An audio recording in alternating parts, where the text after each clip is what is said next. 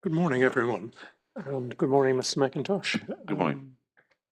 We have Mr. Mookerjee We this have Mr. morning. Mookerjee. My lord, there are two documents that were placed in Objective Connect spaces for core participants, and we'll make it into bundles in due course. One of which is a combined chart and table that was issued this morning, and the other of which was issued on Friday to core participants is a set of admissions data. I wanted just to draw that attention to core participants and to indicate anyone watching on YouTube that these two bits of information will make it into bundles in due course. Right, so the chart and graph is the document That came this morning. that came this morning, and the document came on Friday again? Is a set of admissions data from Greater Glasgow and Clyde Health Board, which was produced some months ago, but puts into context a particular aspect of Mr. Mookerjee's evidence, and so I provided it to CPs on Friday. It will go into a bundle. If it hasn't gone in this week, it will go in next week.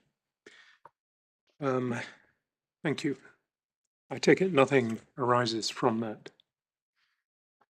Take that as a no.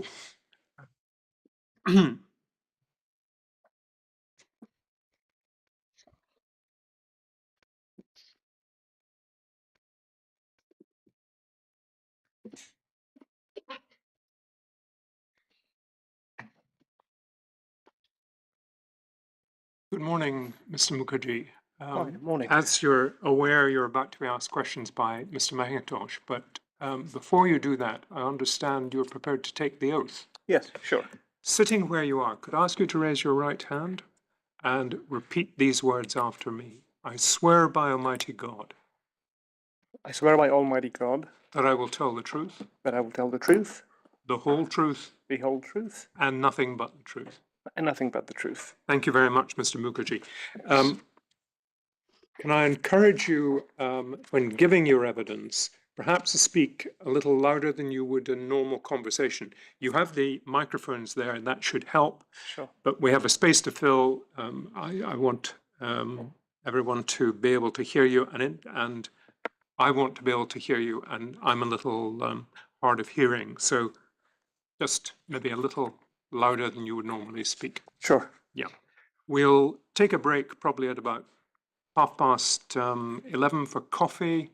But if you want to take a break at any other time during the day, and I anticipate we will take the day for your evidence, just give me an indication. Sure. Now, Mr. McIntosh. Thank you, my lord. Can I take your full name, please? Yes, so it is Sid Mookerjee. And what's your current occupation? So epidemiologist And at University Hospital Sussex. at University Hospital Sussex. What I want to do before we get to your reports is just to have a little bit more detail and understand your professional experience and expertise. Sure. So your current role in Sussex, when did you start that? So I joined Sussex in November of last year, so November 23.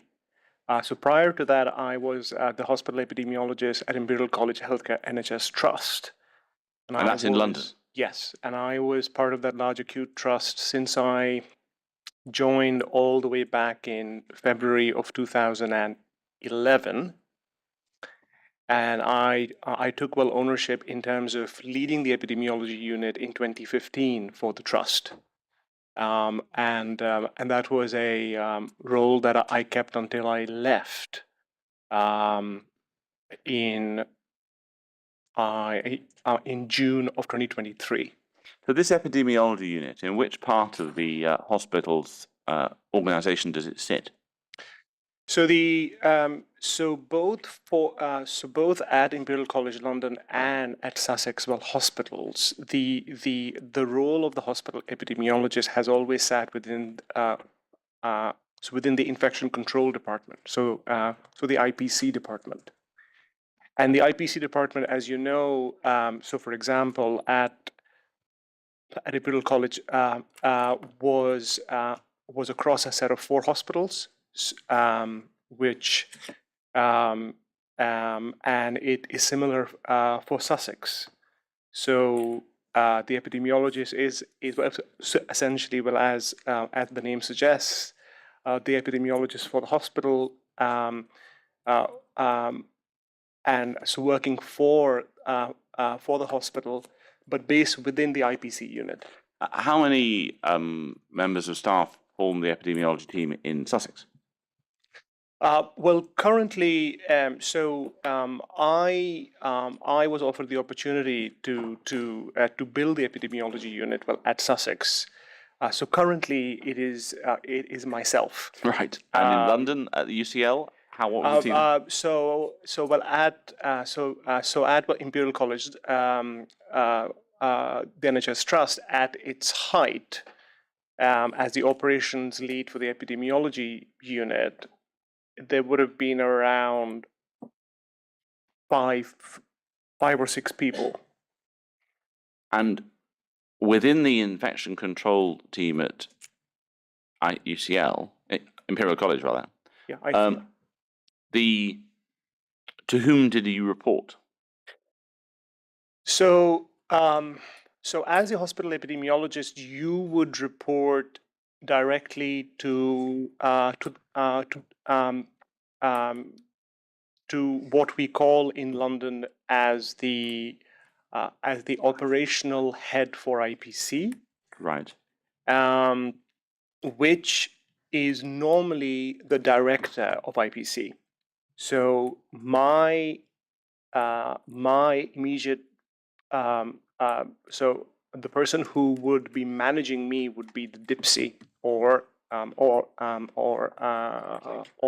the director for IPC, and it is. And in Sussex, is it similar? Do you report to the DIPSI? Yes. Yes. So I have a few more lines in terms of who I report to at Sussex. So I report to the infection control.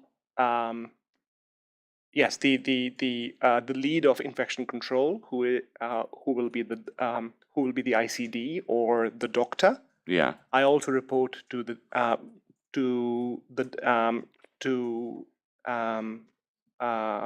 DIPSI. Right. So and so in England, the DIPSI sits above the lead ICD. Yes. Right. Now, in your perhaps I should know this. The DIPSI is an acronym for.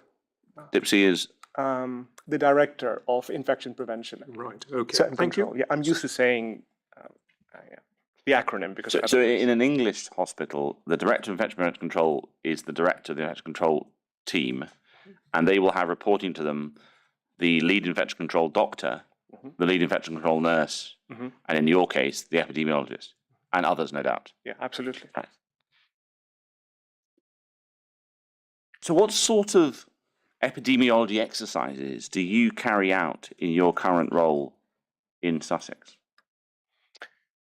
Well, so I think the first thing I should say is that that my role is unique in the sense that an epidemiologist who works within infection prevention and control is opposed to that is found in at ICL. So now, well, at Sussex, and I think the only other example is at UCL. Right. And so based within the infection control department, essentially what you are doing is something where the epidemiologist would be the elbow between the information that you get for the patients and the clinician. So what you're doing is you're making sense of the data. And is that a continuous process or reactive to requests from doctors and nurses? Oh, it's continuous. So you do both things. So the epidemiologist is, well, essentially making sense of the infections, where they occur, why they occur. You're looking at, well, outbreaks. You're looking at clusters. You're also at the behest of clinicians who have picked up things, and so you have to you have to respond in terms of how can you help in terms of what could be the cause of a infection, or or a few infections. And when you have some time, you look at what may have caused these, what might be the reasons why these infections have occurred. So you might look at data for similar infections in the past and where they occurred and on their connections to other events. Yeah, absolutely. Now, in either of these two jobs you've held, have you had any connection with, have there been pediatric hemato-oncology units in those hospitals? Yes. So I don't think I can comment in too much detail in terms of the services offered within the pediatric hematology unit, because I'm not a expert in that particular field. But in my role as the epidemiologist, yes, my role would be across all the units of the hospital.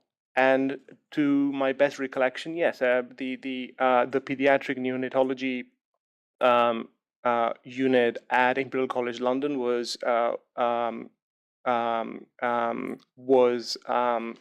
there, and of course we have one at Sussex. And so, have you carried out, just in very broad terms, these epidemiological investigations that relate to those two units in recent times? I have, yes. Very broadly, what sort of issues have been across your have been challenges or across the agenda that you've been trying to follow in those? So similar to and similar in the sense that you'd be dealing with infection incidents. So you come in on a weekday, and you have to deal with a few infections which have happened in the pediatric,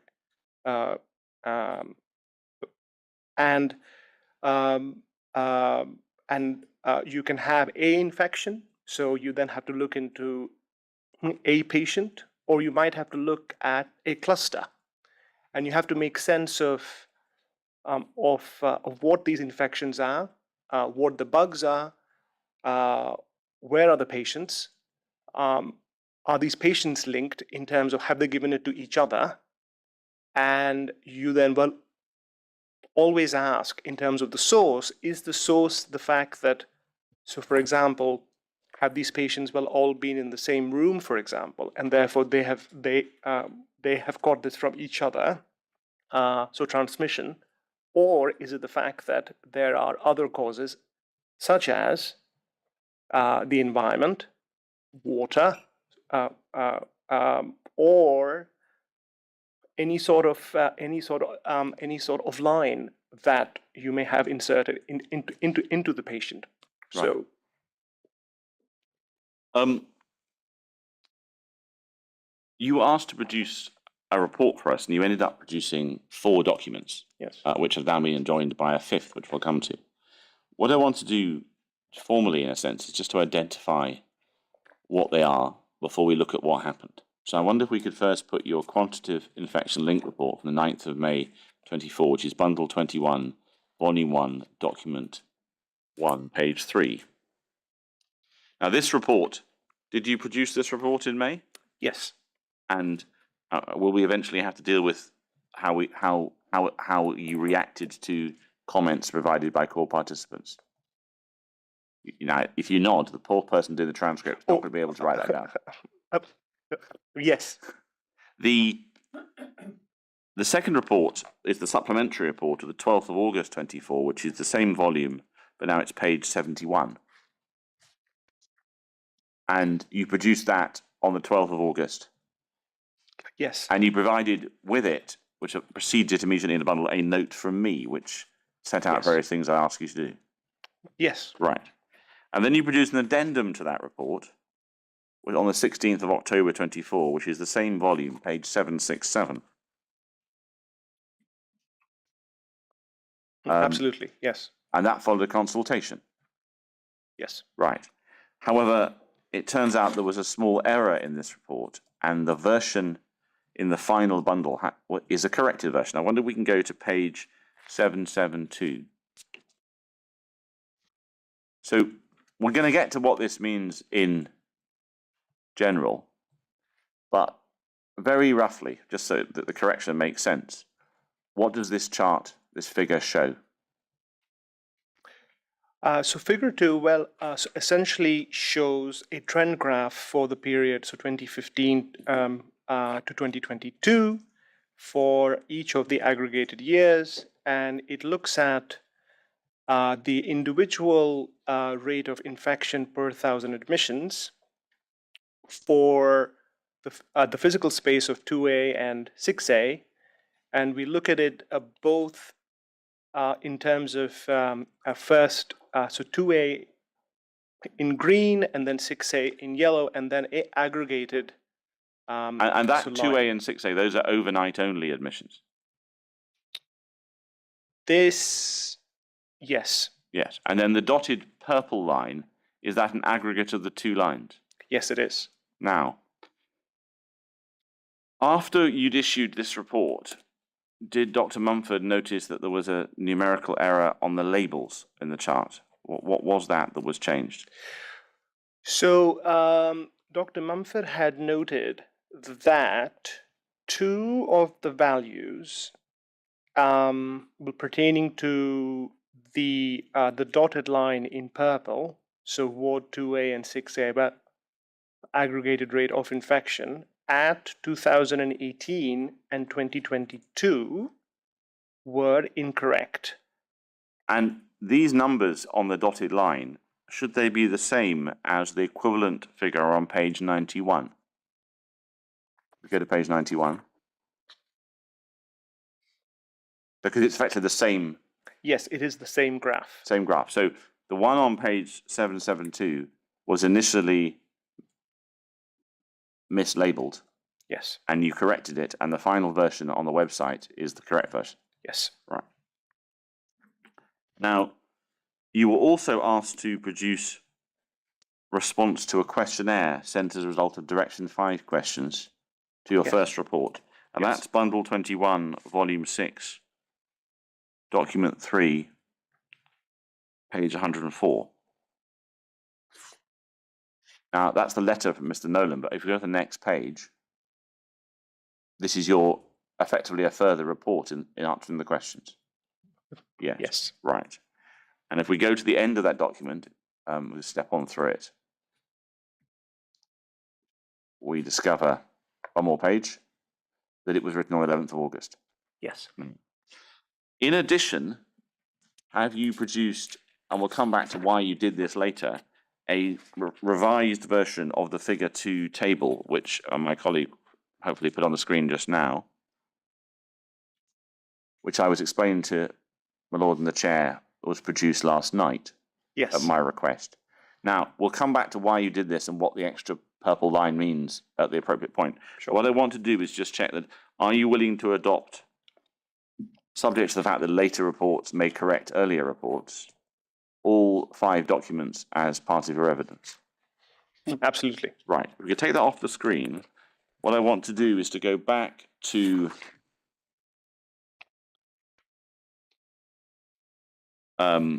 well, the first question is to ask you, did you have any connection to the Queen Elizabeth Royal Hospital for Children or NHS Greater Glasgow prior to being instructed by the inquiry as one of our experts? No. Could we go back to Bundle 21, Volume 1, page 5, please, where you've set out your Declaration of Understanding. Obviously, we can read what you've written at section 2.4 at the bottom of the page. I wonder if you can explain in your own words what you consider your duty to the inquiry as an expert witness is. Well, I guess it is so fundamentally to provide a unbiased analysis using the information which has been provided to me, and use it as a lens. So taking into account the expertise I have to explain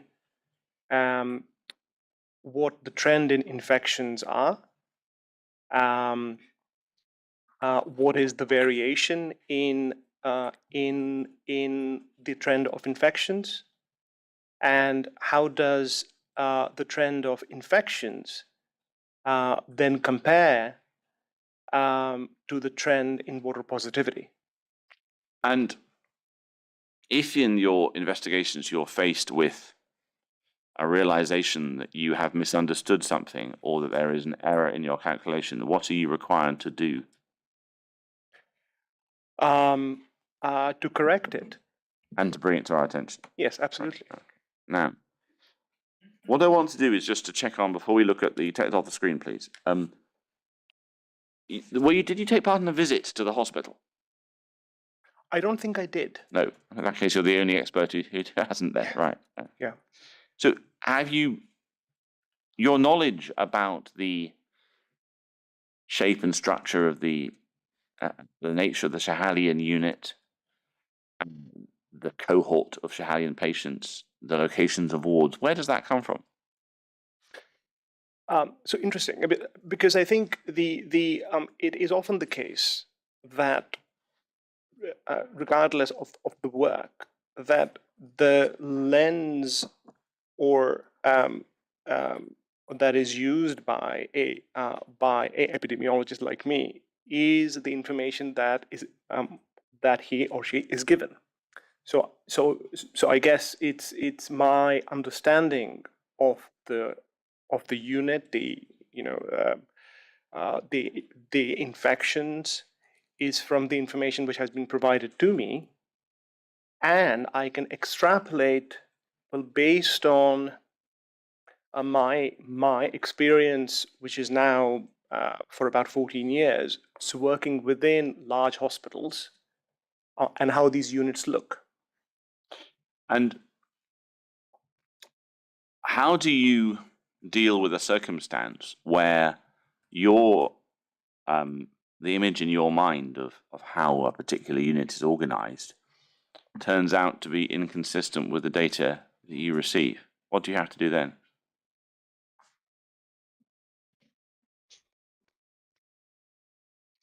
Well, so I'll say this. I think it's one of the reasons why the work that is done by a epidemiologist is unique, is because, as I noted, the only thing I have to go on is the information which has been presented to me. So I want to use an example just to see how. Sure. I'll discuss how you've dealt with this. There are calculation consequences of this, which we'll pick up later. But I want to just put this on the screen. So this is, my lord, this additional document was uploaded on Friday. This is the hematology oncology emissions data provided at the supplement following the first report. And do you recollect receiving this? Yes. Now, we see across the screen columns for each of the years from 2015, the first year being a partial year, to the end of 2022. And we see rows for different wards. Now, a good example might be if you look halfway down the left-hand side, you see York Hill Schehalian Daycare Unit, Hematology, and a total admissions from June into that unit of 52. Now, do you know, for example, given that Schehalian York Hill was the old unit before June, whether these patients in that row were actually admitted into York Hill or have been actually admitted into the new unit but mislabeled by medical staff? Can you tell? No. No. The simple answer is no. I can only go on what is on the sheet. So if things have been mislabeled, I wouldn't be able to to know or comment on it. I can only go on what is here.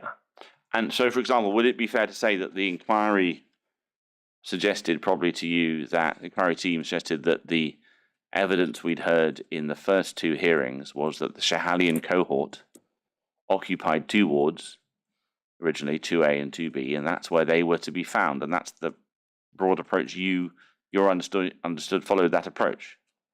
Absolutely. Yeah, and yet, if we look into 2016, for example, we see third row down, nearly 400 patients who are hemato-oncology pediatric patients recorded as being in the RHC area 1B day surgery.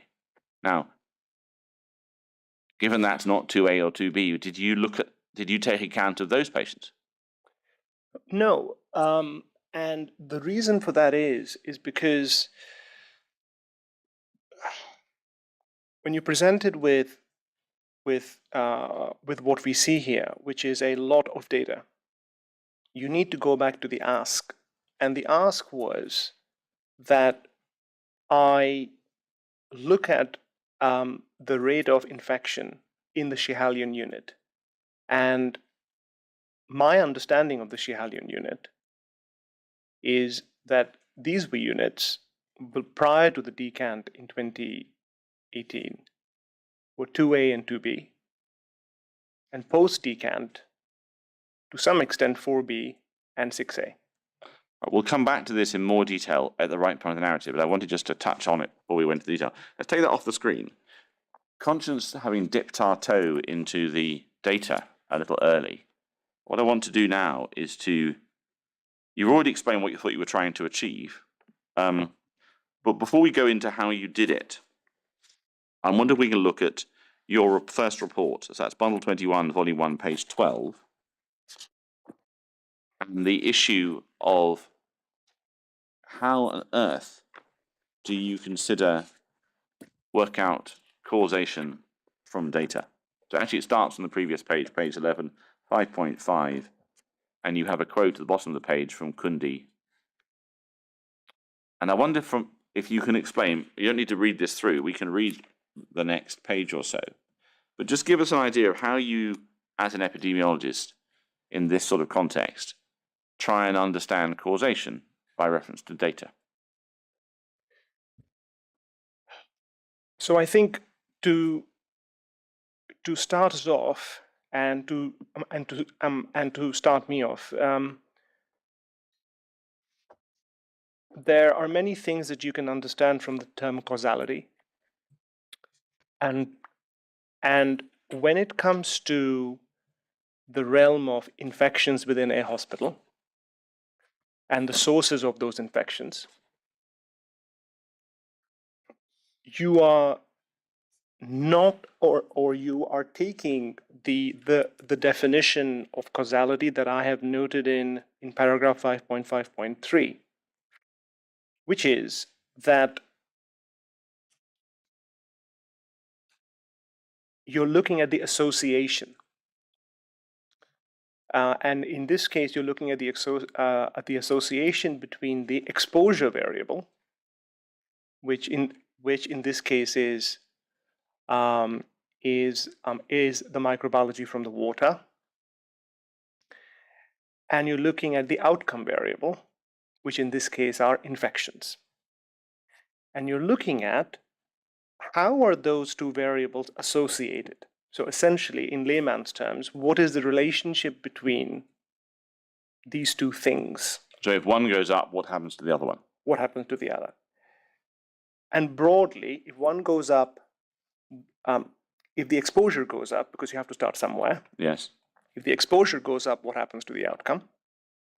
If the exposure goes away, what happens to the outcome? If you look at a trend of the exposure, and by that I mean, if you look at a measure of the exposure, where in this case is water positivity, for example, how does the trend of water positivity make itself available over a period of time? And and if you will overlay that with the trend of infections, what does that say about the peaks within the water positivity, and how do those relate to the peaks within the infection? And you can do this both in terms of observation. You can you can you can look at it, but you can also utilize epidemiological tools to understand that relationship. And what sort of tools do you think are appropriate in this context to understand that relationship? So within this context, I think there are tools that will allow you to understand association, and one of those tools is something like the correlational coefficient. So you're looking at how do these two time series and Two pieces, sets of data. yeah, and how do these two sets of data, of which you have multiple points over years, how do these two series will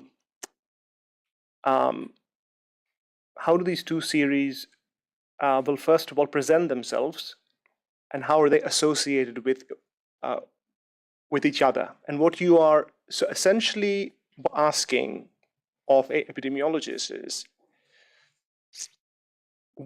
how does the trend, so the bar charts going up or down, Yes. how do those peaks and troughs over time within water positivity, how do those peaks and troughs look in the background if you put the infection in your foreground? So when you're measuring correlation, how does that mathematical process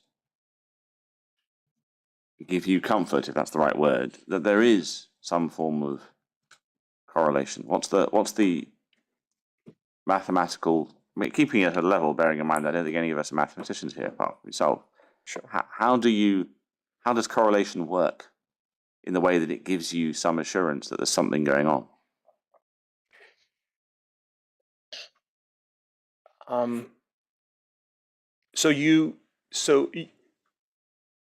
What the tool allows you to do, and it's a tool which has been used for many years, is that it allows you to look at the slant of the trend over time, and it gives you what is called a coefficient of correlation, which is essentially a number. And the closer that number is to 1, From below, as it were, from 0 to 1. From 0 to 1. So the higher that number is to 1,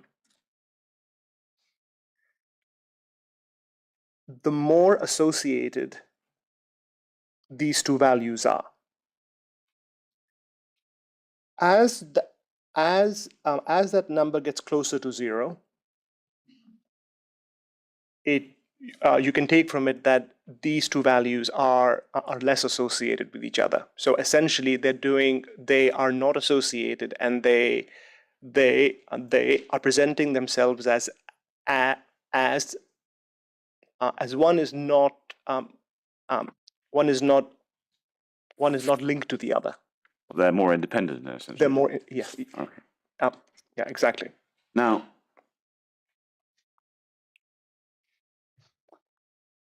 so when an epidemiologist talks about there being an association or correlation, how does that relate to the concept of causation, a causal link? Because obviously causal link means lots of different things, lots of people, and as lawyers we have our own particular understandings in that. But what do you understand by trying to find out whether there's a causal link? Well, I think in reality and on the ground,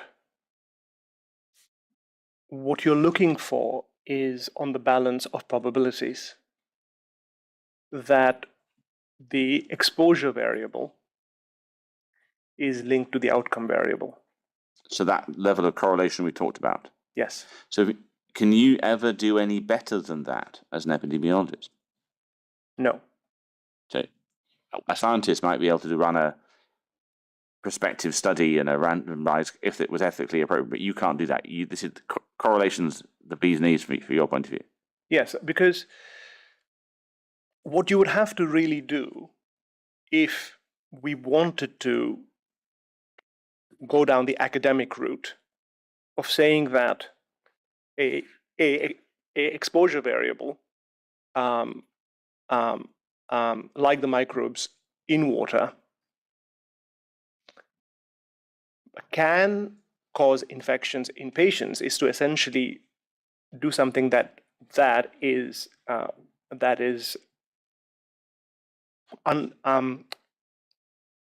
you would have to do something like a randomized control trial where you subject patients to water contamination. Because what you have to do if you really want to go down the academic route of causality is you have to understand and you have to adjust for the confounders. And so what are the confounders? The confounders within a hospital are many. The confounders are the level of risk that the patient cohort carries. In this context, might that be they're more susceptible to infections? Yes, absolutely. The confounders can be how far away were the patients from the water outlets? And does the distance between the patient's bed and the water outlet, if the distance is closer, is the link is there more of a risk that the microbiology from the water can impact on the patients? And would confounders also be related to the age or the demographic absolutely. background, all these things? Yes. So the confounders can be age. It can be what antibiotics they are on. It can be the level of morbidity, so how sick they are. And so to adjust for these things is not possible. And to give some context, even if you think of how the word causality came about, it came about in the 1950s because we were looking at how things like smoking are related to lung cancer.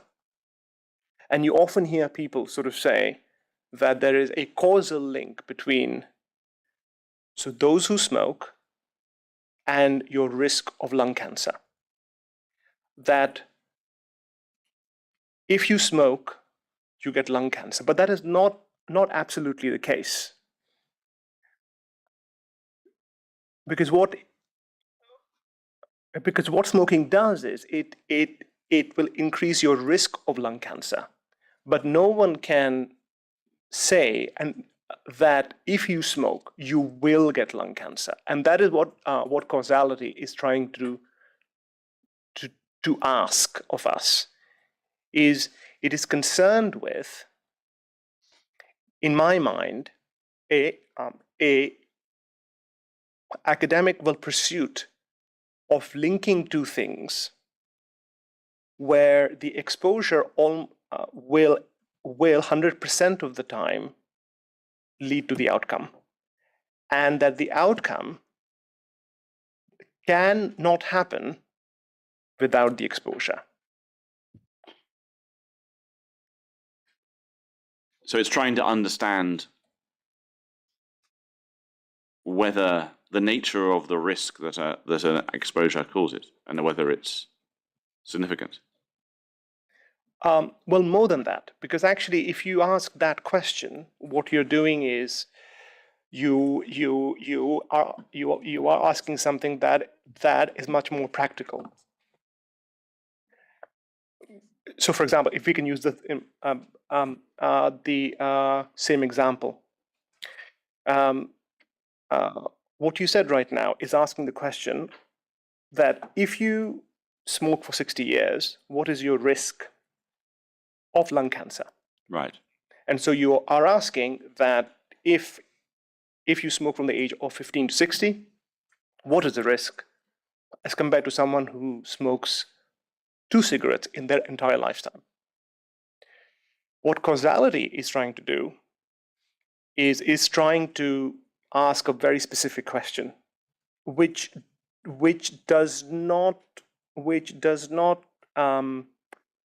which has, in my mind, I can't think of a example in reality where that definition is met. So what's the specific question it's asking? So bear with me. So yeah, so the question it's trying to ask is, does smoking, the exposure, always lead to lung cancer?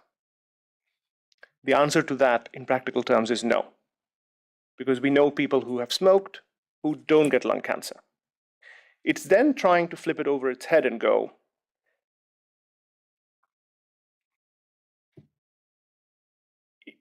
if you have someone who has got lung cancer, is it 100% caused by smoking? The answer to that is also a no, because you can get lung cancer for many other reasons. Smoking is just one of them. So in practical terms, you can never prove causality. And I can't think of an example where you can. But what can you show in that context? You can show the relatedness.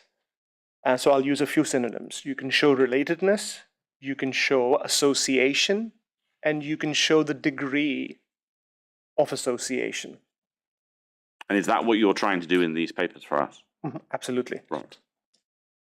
Now, one of the things that we've discussed in your reports, and we've had other evidence about, is an academic by the name of Bradford Hill. Yes. We've had various evidence from witnesses, both encouraging reference to the work of Bradford Hill and discouraging an overly formulaic approach to it. Various people accusing each other of doing precisely those two things. So who was Bradford Hill, and what's the point that they're making that you take as relevant to the work we're doing? Yes, so a few points here. The work which was being done in the 40s, the 50s, and the 60s, so around the link between smoking and lung cancer. Hill was someone who was associated with that work, and so what came out of that is what you call you will hear a few things about it. They're called the nine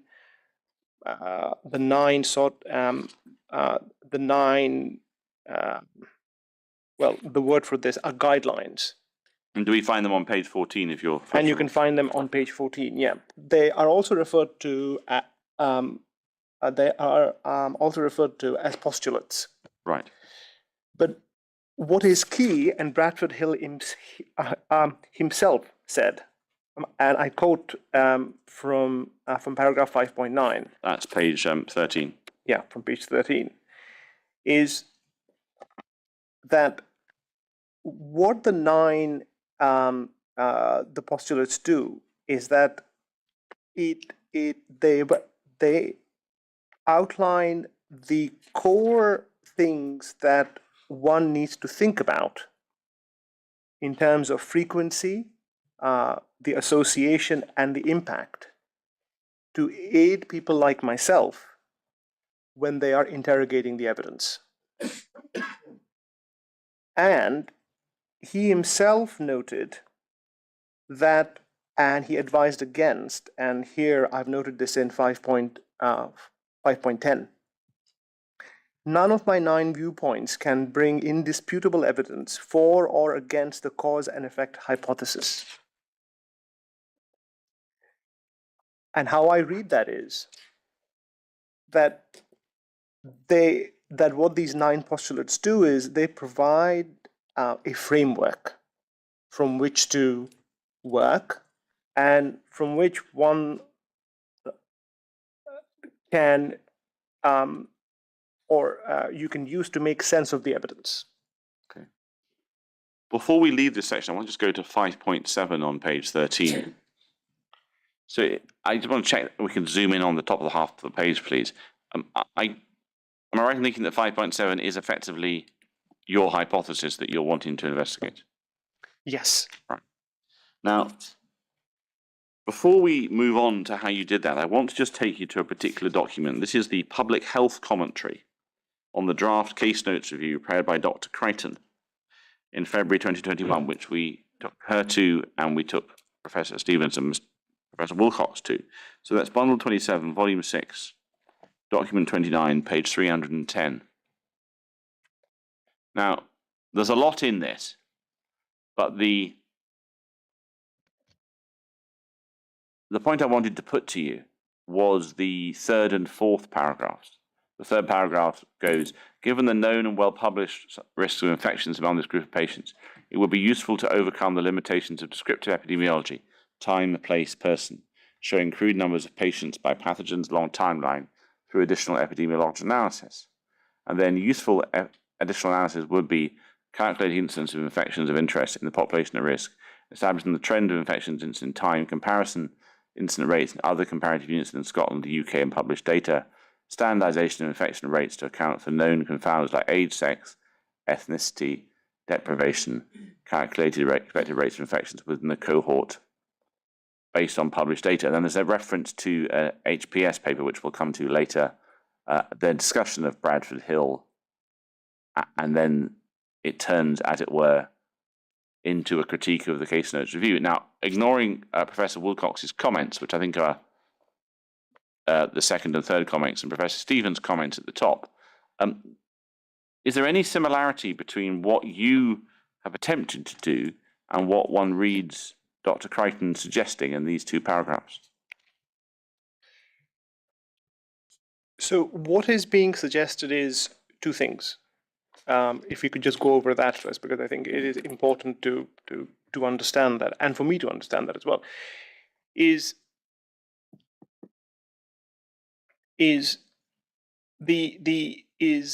that you undertake a piece of epidemiological analysis that looks at the time, place, and the person. And you understand the trend of the infections. You understand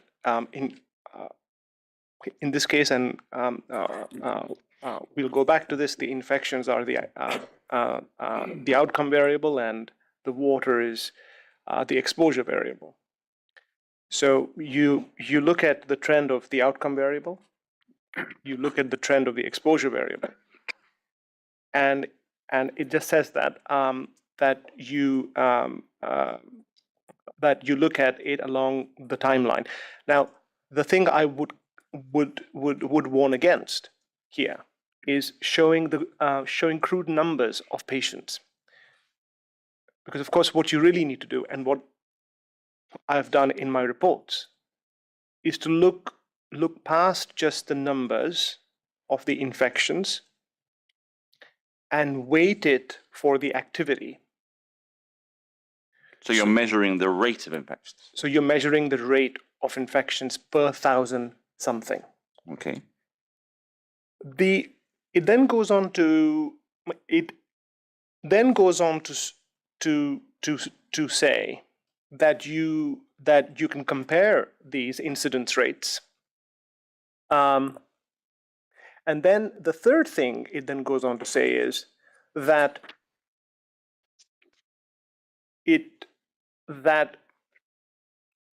you could standardize the infection rates to account for known confounders. So on the first 2 things, I I have done that. To come back to the second point, the rates of infection at the Schiehallion for the time period 2015 to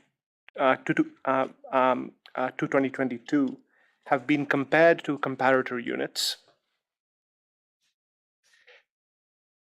And on the third, the way in which I have adjusted or done something about what we know are the confounders like age and sex and ethnicity and deprivation is to compare the rate of infection at the Schiehallion to as many like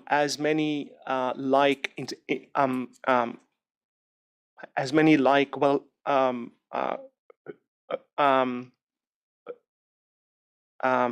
you can say so the word will be comparator units, and to make sure that in the comparison when it comes to the comparator units that you accumulate as much information on the admissions, the patients, and the infections, so that what ends up happening is that the more information you have, that the data itself, through it being a large set of data, adjusts for these confounders. So like the bigger the data set, yes, the less chance that an odd balance of age or sex or treatment or outcome will distort matters. yeah, absolutely. And to reverse that, what you are trying not to do is to compare to small amounts of infection because you run the risk of bias. You run the risk that the comparison has been made to patients who are not similar to the cohort that you're trying to compare them to. And so what you are essentially you're trying to do is to compare it to as big a set of data that you can. Is this, I suppose, the equivalent of when we hear about opinion polling? One can produce a sample of people you poll who are proportionately the right age, sex, and everything, ethnicity, as the electorate. Yeah. Or you can just compare it with a very, very, very large number of people, and then you don't need to balance it out because the size of it will do that for you. Is effectively that the distinction you're drawing?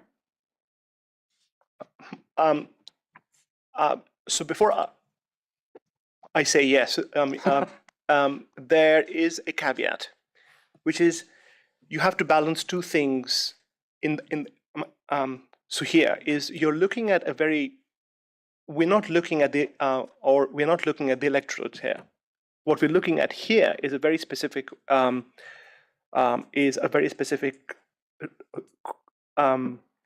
cohort of patients who are pediatric, well, hematology, well, oncology patients. And so it would not suffice to to compare a cohort of patients which is that specific to the population. So you can't compare the risk of infection within this cohort to, for example, A&E. You couldn't, for example, compare them to an entire children's hospital. No, you or cannot. even two combined together. Yeah, and you should not, because that is not a comparison of like things. So you're not comparing, well, apples to apples. One of the things that Professor Stevens said last week in his evidence was that I think he said two things about the work you were trying to do. One of which was that there was clearly a difference between the different types of hemato-oncology units around England and Wales. He described some as being large, some as being small, and some as having their outpatient services happening off-site for geography reasons. Do you need to know I mean, we end up with four comparators here, but do you need to know anything about the distinction between these four comparators in order for this methodology of having a large sample to still work to exclude confounders or suppress confounders? So, from my point of view, what I'm looking for is a data set which is large.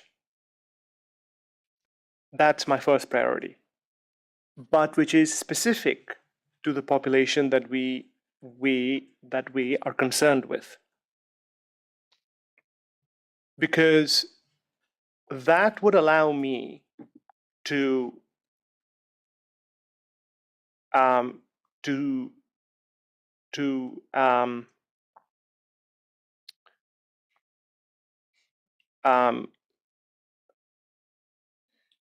take from it that regardless of how care is provided to these patients, that because it takes into account two large units and two small units, that actually we have a good spread. So you need to know that. Yeah, I need to know that. But I'm more concerned about the spread of the data. And by spread, I mean, is the data we've got from the comparator units a sufficient representation of the risk of infection within the pediatric hematology, well, oncology group of patients?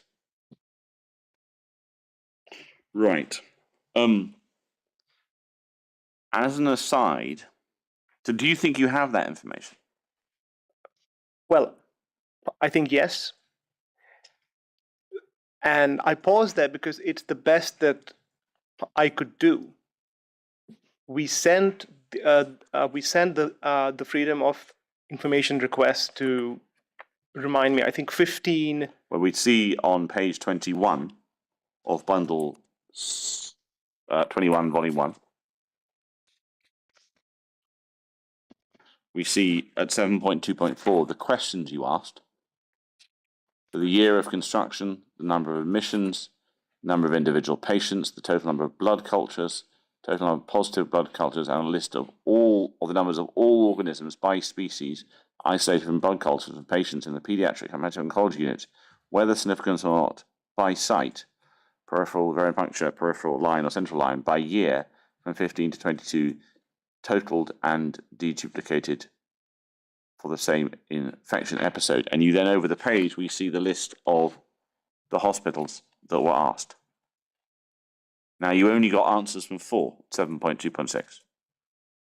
Yes, well, we received answers from a few more than 4, but the other, and I think there were 3 other, the data that they provided was not what we asked for. In what sense? In the sense that, and so broadly, they were not able to extract the admissions specific to the pediatric hematology, well, oncology unit. So they could give admissions for their whole hospital. For the whole hospital. Yes. Which I could not use because you would then not be comparing, well, apples to apples. Right. Or they could not give you me a exact number of infections as per what we asked for those years. So we go back to the previous page. Is it the final bullet point? They couldn't give you the... Absolutely. So what they could give me is a number of all organisms, but they could not split them into those organisms which were gram positive and do the separation between what were then the gram negative infections that we wanted to look at. So what I ended up with was admissions for the entire hospital. Yes. And all the infections in the pediatric hematology oncology unit but not in a way that I could then look at which organisms were causing it. So they were giving me numbers of infections rather than Individual infections. yes, exactly. Because the last bullet point generates effectively a spreadsheet Yes. where each row is an infection. Yes. If we go over the page, it's probably just worth at this point picking up a question. Would there have been any value in making this comparison with other types of hospital unit? Now, I'm going to put 3 to you. Would there be any value in making this comparison with the entirety of a large teaching hospital with accident emergency on site? No, Why? because again, I mean, we go back to fruit. It wouldn't be comparing apples to apples, because you would then be comparing the rate of infection within the specific population of the Schehalian cohort to the rate of infection of all patients for the hospital. Would there be value in comparing this data set for the Schehalian unit with, for example, a regional cancer center for adult patients? No, again, for the same reason, is because what we have in hand is the rate of infection within the pediatric hemonc unit, and you are then comparing it to the adult hemonc unit, and the risk of infection in these two units you would consider to not be the same. And is there any value in comparing with, for example, a large district general hospital that has no oncology services? Absolutely not. Right. Let's look at, before we get into the methodology in more detail, I want us to understand what role Dr. Mumford and Ms. Dempster had in the design of the methodology that we're about to talk through. What role did they have in your design of your methodology? Well, so essentially, in their capacity as clinicians who have worked within the NHS and have the clinical and the microbiological expertise and have the experience of looking at infections and have experience of looking at the exposure variables, in this case, so water, that they were able to act as a sounding board, such that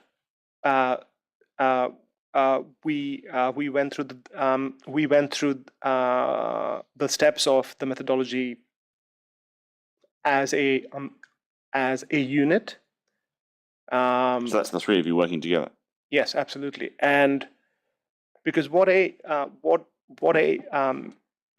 as we noted, what the epidemiologist has, me in this case, is the data as the only source of the truth. And the challenge for me was to make sense of that data. And so what you need, and I do this in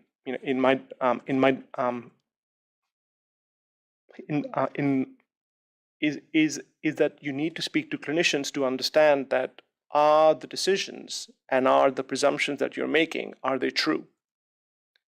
And you essentially need to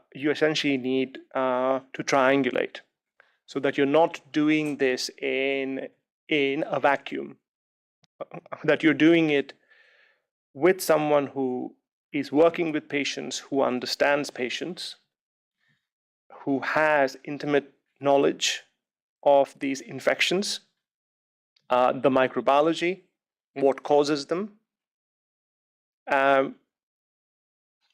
So from the very beginning, when I worked to understand what the data is telling me.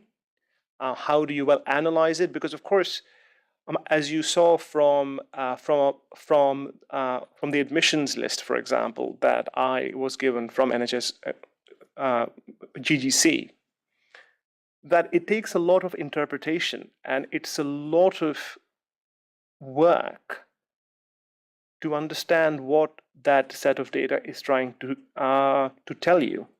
So what that means is, as we go through, I'm going to need occasionally to ask you if Dr. Bamford's demonstration helped you Sure. with context, because that's probably important. What I want to do is, you've been talking about the need to work out an infection rate. Yes. The number of infections in a unit in a period of time divided by an activity.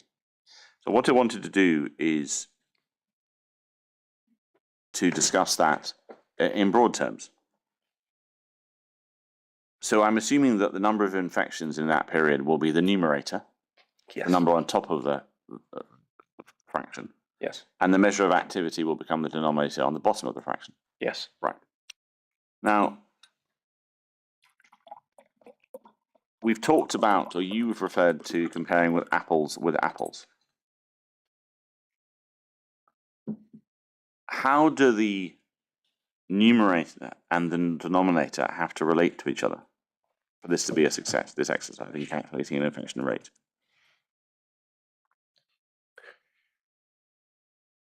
So the way in which a rate is put together is, in this case, for example, and we will stick to the example, is what is the question? The question is,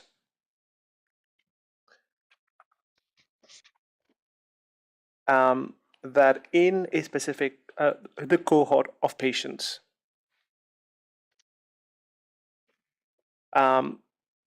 what is the rate of infections weighted for the activity? And what that is trying to ask is that we understand. So if we understand that on day one, so for example, we saw one infection. So on day two we saw 5. So on day 3 we saw 4. We can well add that up, but what that will not give you is how does those infections relate to the activity? Were there more patients on the Tuesday? So you have to have a measure of activity. So you have to have the measure of activity, and the activity has to be the riskable cohort in which the infections happened. So if the activity covers a risk cohort of 100 patients, the infections must be drawn from within that 100 patients. Yes. And if the infections are drawn from a larger group or a smaller group, the activity must shrink or expand to map onto the infections. Yes, and because what you are trying to do here when you calculate a rate of infection is you are looking at the risk cohort. So for example, the number of admissions that have been had to the unit in a year, for example, and within that risk cohort, how many infections did those patients have? Is there not an issue that arises that if we, for example, go back to page 21, the questions you ask of the comparator unit all turn on how the person compiling the answer interprets the word the pediatric hemato-oncology unit. So they've got to decide what you mean by that. And to use an example, if their pediatric hemato-oncology unit is comprises a single ward, that's going to be easy. Yes. But if it comprises multiple wards, but doesn't include within it an ICU, then do the patients who are in the ICU get counted in this answer? That's a question the person compiling the answer has to think of the answer to. Yes. So normally you would go about it in two ways. So in answer to yes, so I would agree. There is a level of interpretation, but, and I would stress that, is you are making this request of trust within the NHS. And so I would argue that the wording around what the FOI here says in terms of the pediatric hematology unit makes sense and will make sense to anyone who is in receipt of this FOI, because you can go about it, and as someone who has worked in the NHS for coming up to 15 years, the FOIs, they have to be in plain English. They are received by the trust, and when the FOI officer reads it, he or she or they will send it to the pediatric hematology unit, because it says. So there is a measure of trust, in a sense. Oh, absolutely. Yeah. It's also a measure of expertise. When you send a FOI to the NHS trust, to a trust, you are trusting them to be expert, and you build or you use that their framework of expertise as the backdrop for sending them the FOI, because these FOIs aren't being sent to the layperson; they're being sent to experts who work within a hospital. In this case, we have sent it to about a few dozen. So just like, is this in a sense related to the issue of confounding data, in that how the FOI is answered might be answered in a slightly different way in all 4 units who've answered. You don't know that. By having a large enough data set, you hope to adjust for it. It's the same absolutely. principle. Right. How would you respond to the suggestion that's been made that you can't deal with confounding without knowing the data about it? So it's been put to me that I might ask you this question. You've suggested that the cohort will be the same in all the confounding hospital, all the comparator hospitals. However, you don't know that. So are you just not, doesn't it undermine your work that you're in a sense taking something on trust here, that this is a genuine comparator unit? So I think what you've noted is what you have to do in reality. Is in the real world, you are doing a few things. You are being asked a question, which is you have the rates of infection at the Schehallien, and you have to compare it to other trusts. You send the FOIs, and yes, there's a huge measure of trust and expertise that you depend on.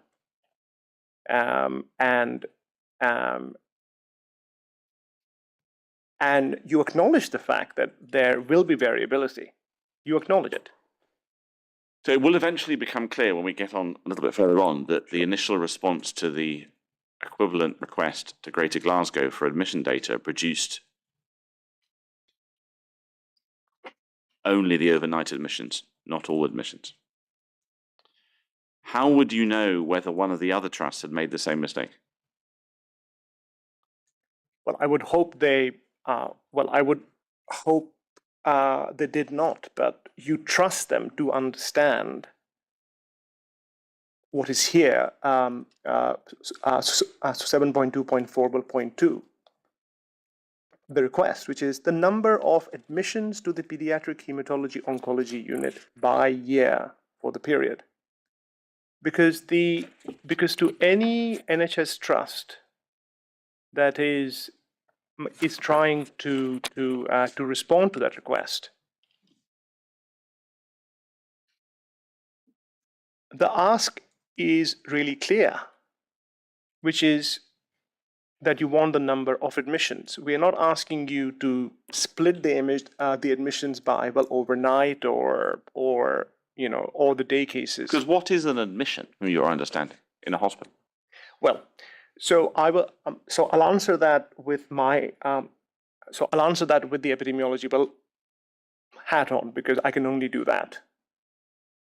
For me, a admission is when you have a admission date on the system. So an outpatient appointment to see a consultant, that wouldn't be an admission, unless you were admitted for a particular process. Absolutely. So I think the second point of that is important, because yes, let's start with a inpatient gets a admission because they are going to be using a bed.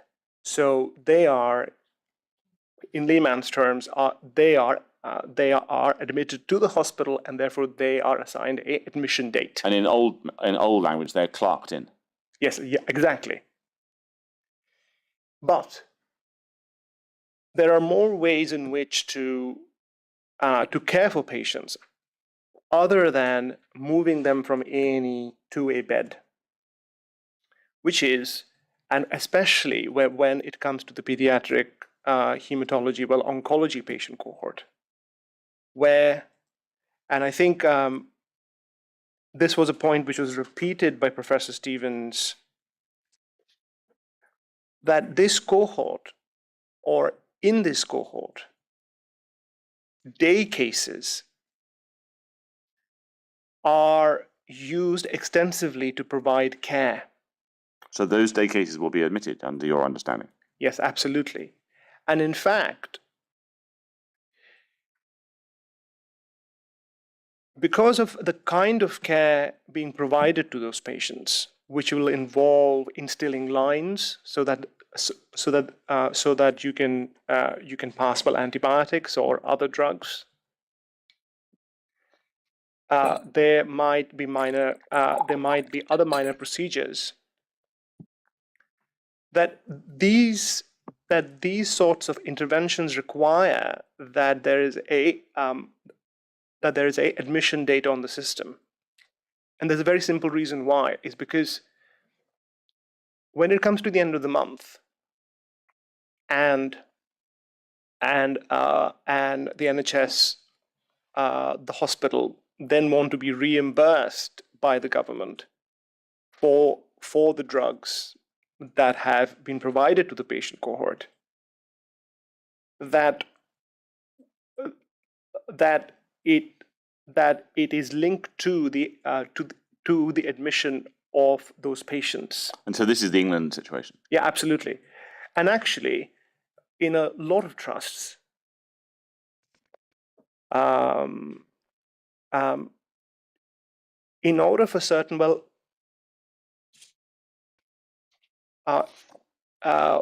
antibiotics or other IV drugs to be administered,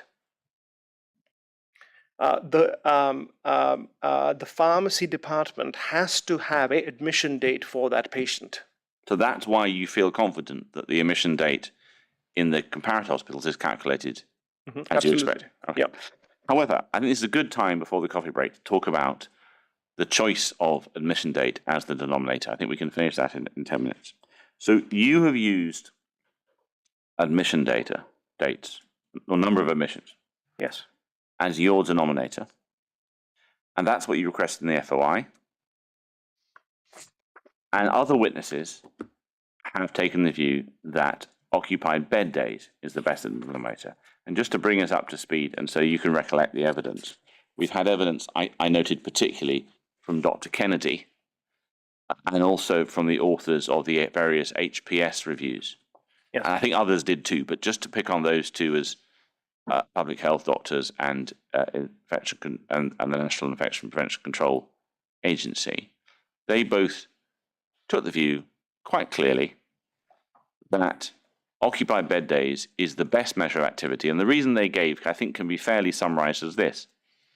If you're a patient who's in the hospital for 3 weeks, 6 weeks, you have more connection to the environment than a patient who's in the hospital for 3 days. And occupied bed days will measure that length and quantity of your exposure to the risk. And that's pretty. From my recollection, that was the height of their point. Why do you say that admissions is a suitable activity measure, and why didn't you use occupied bed days?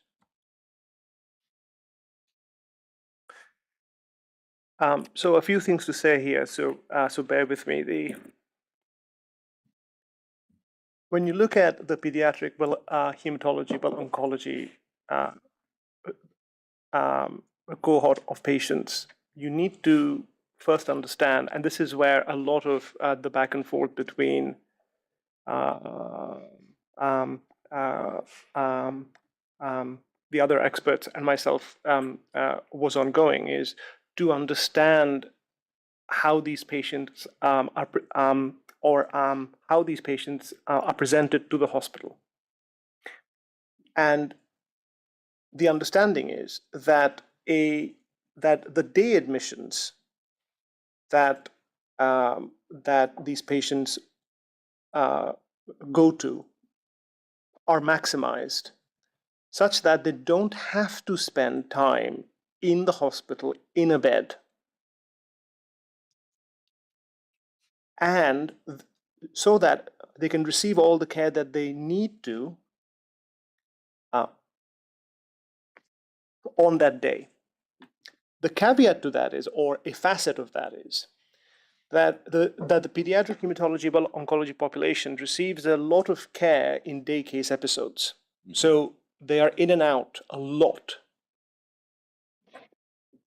And so that is one point. And the outcome of that is that you have what is called an accumulation of risk. In that, you have accumulated risk by way of exposure to the hospital. You have an accumulation of risk in terms of their contact with other patients. They have an accumulation of risk in terms of their contact with staff members who are giving them care. They have exposure to the water, to the surroundings, to the ventilation. They have exposure to the antibiotics. They have exposure to the other drugs. They have exposure to the other sort of interventions that they are given. And so you can see. So the context is that if the care is provided in a way to minimize them staying on as inpatients, because we have to understand that these are kids, mm-hmm. And so you want them to stay. So you want them to be able to come into a hospital, be provided the care that they need, and then they can go home.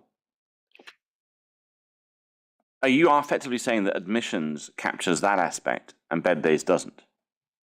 Absolutely. But surely admissions won't capture the children who stay in for weeks or even months. Well, a few things to say there is, and I think it was noted by Professor Stevens last week as well, is the question that I had to deal with is how do you differentiate between the risk of, say, for example, spending 10 days in hospital, and is that risk more or less than if the same patient had made these visits to the hospital? So if they had 10 visits to the hospital, do I think, and is there evidence for me to think, that the risk that a patient is in as an inpatient is different to the risk that they are at if they have these repeated that they have when they have these repeated interactions with the hospital. So that is one thing. So the conclusion that I came to was no, that I don't have evidence that one risk is more than the other. Right. The second thing to say is that the infections that we are dealing with here are not just the inpatient infections. We are dealing with infections that have been recorded in these patients through the cultures which have been taken as blood cultures at any part of their stay at the hospital. So it could have so we included the blood cultures which were taken at their day cases. We have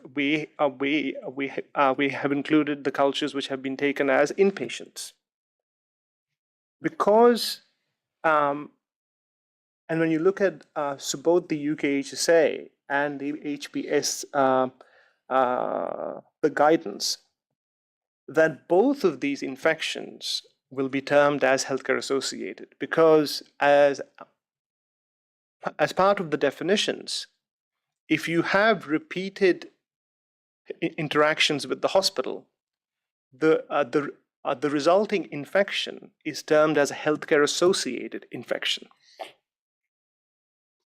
So you've sort of, I get the impression the way you've explained this is that, tell me if I'm putting words in your mouth, is that admissions is good for one thing, yep, and a thing that you think is important. Bed days is good for another thing. You have no evidence to suggest that one is more important than the other, but you've picked admissions. Is that broadly it? Yes. There is one more thing to add to that. Yes. So is that the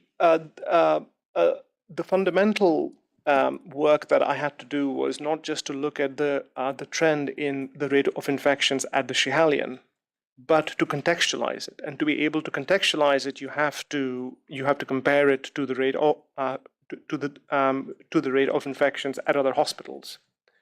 And so you have to go through this process of being able to get the same information from other hospitals, i.e., the infections and the activity. So why did you not ask for occupied bed days in the FOI? Because in my experience as someone who has worked within the NHS, it is a simpler task and a much more to be able to get the admission information from the record, because it is a simple task of tallying up the number of admissions that you have within a month and aggregating it for a year, because of course you are depending on the date of admission within your hospital system. So it's easier for them to do it. So it is easy for them to do it, and there is less of a human element to it. So you don't have to calculate anything much. What's the human element if you're calculating occupied bed days? That you have to physically go onto the ward and in this case, to to all the wards which make up your pediatric hematology unit. And you have to calculate the occupancy. So you would have to calculate, how many beds on a given day are full? And you would then have to come back the next day. At the same time. At the same time, and then go, how many beds are full on day 2? And you would have to repeat that for every single day of that month. So if that was data being collected regularly, they would be able to do it? Well, most hospitals don't, because as you can see, it is superbly it is hard to be able to to do that, because it is resource intensive. Right. Before we have the coffee break, I think it's worth noting we're going to come back to an attempt you made to draw some information from occupied bed days. Well, this is probably a good time to break, unless you've got any more questions about this particular conundrum of admissions versus bed days. No, let's take this as the moment for a coffee break. Mr. Mookerjee, can I ask you to be back for 10 to 12? And Sure. you'll be taken to the witness room, and I hope you'll be given a cup of coffee, or at least the offer of a cup of coffee. No, sure. Thank you.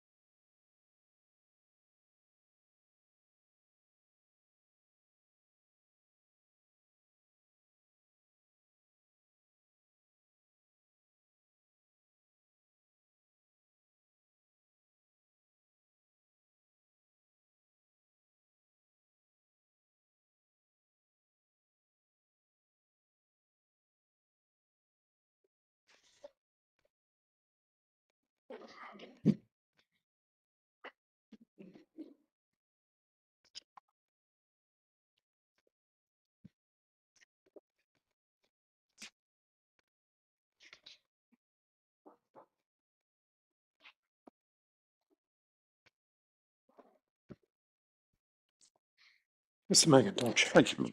A couple of small things, Mr. Mookerjee. Sure. We talked about the data return from Greater Glasgow and the need to replace that.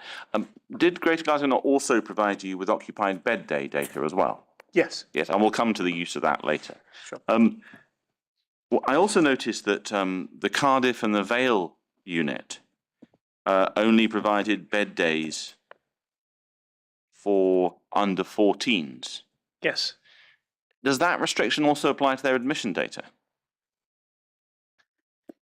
No, How can one tell? because of course the manner in which the FOI has been replied to is that they sent a spreadsheet back where you have a value for each of the years, and of course the question being asked is that that we want it for the pediatric hematology unit. Now, as I say that, I recognize the fact that that it goes back to what we spoke about, is that that there might be some amount of variability in the ways in which the FOIs have been answered, in that some units may have patients that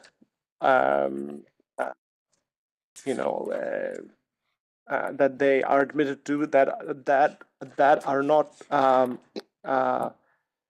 that are less than a certain age group. But largely, as we understand what we mean by pediatric patients, they should be patients that are less than the age of 18. But if there are any differentiations, you would hope to deal with them by the size of the sample. Yeah, absolutely. Right.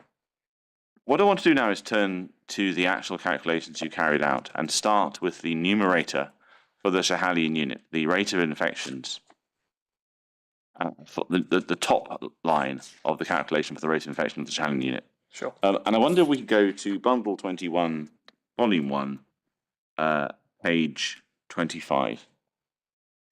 So you already explained that the comparator hospitals have given you a data set of it where each row was an infection. Yes. Did you have a similar data set for Greater Glasgow and Clyde in the Queen Elizabeth? Yes. Right. Now, on this table, you've recorded the number of organisms under each category, Yes. both gram-negative, what I think are described as environmental infections, and fungi. What I want to understand is, why does a particular species get into this table and therefore into the calculation? What's the thing that causes it to be there? Sure. So I think the one thing that I should clarify is that this list is the list of organisms of both bacteria and fungi that I ended up with. And by that I mean that if you go back to the criteria that I used, is we were looking at all environmental bugs. Yes. So bacteria and fungi, with key exclusions, which I have made clear. And these exclusions are listed on page 23, paragraph 8.17. Yes. So that was the inclusion criteria. And the definition of an environmental bug, as you put it, gram-negative environmental bacteria, where does that come from? Is that from you, or from Dr. Mumford or Ms. Dempster, or?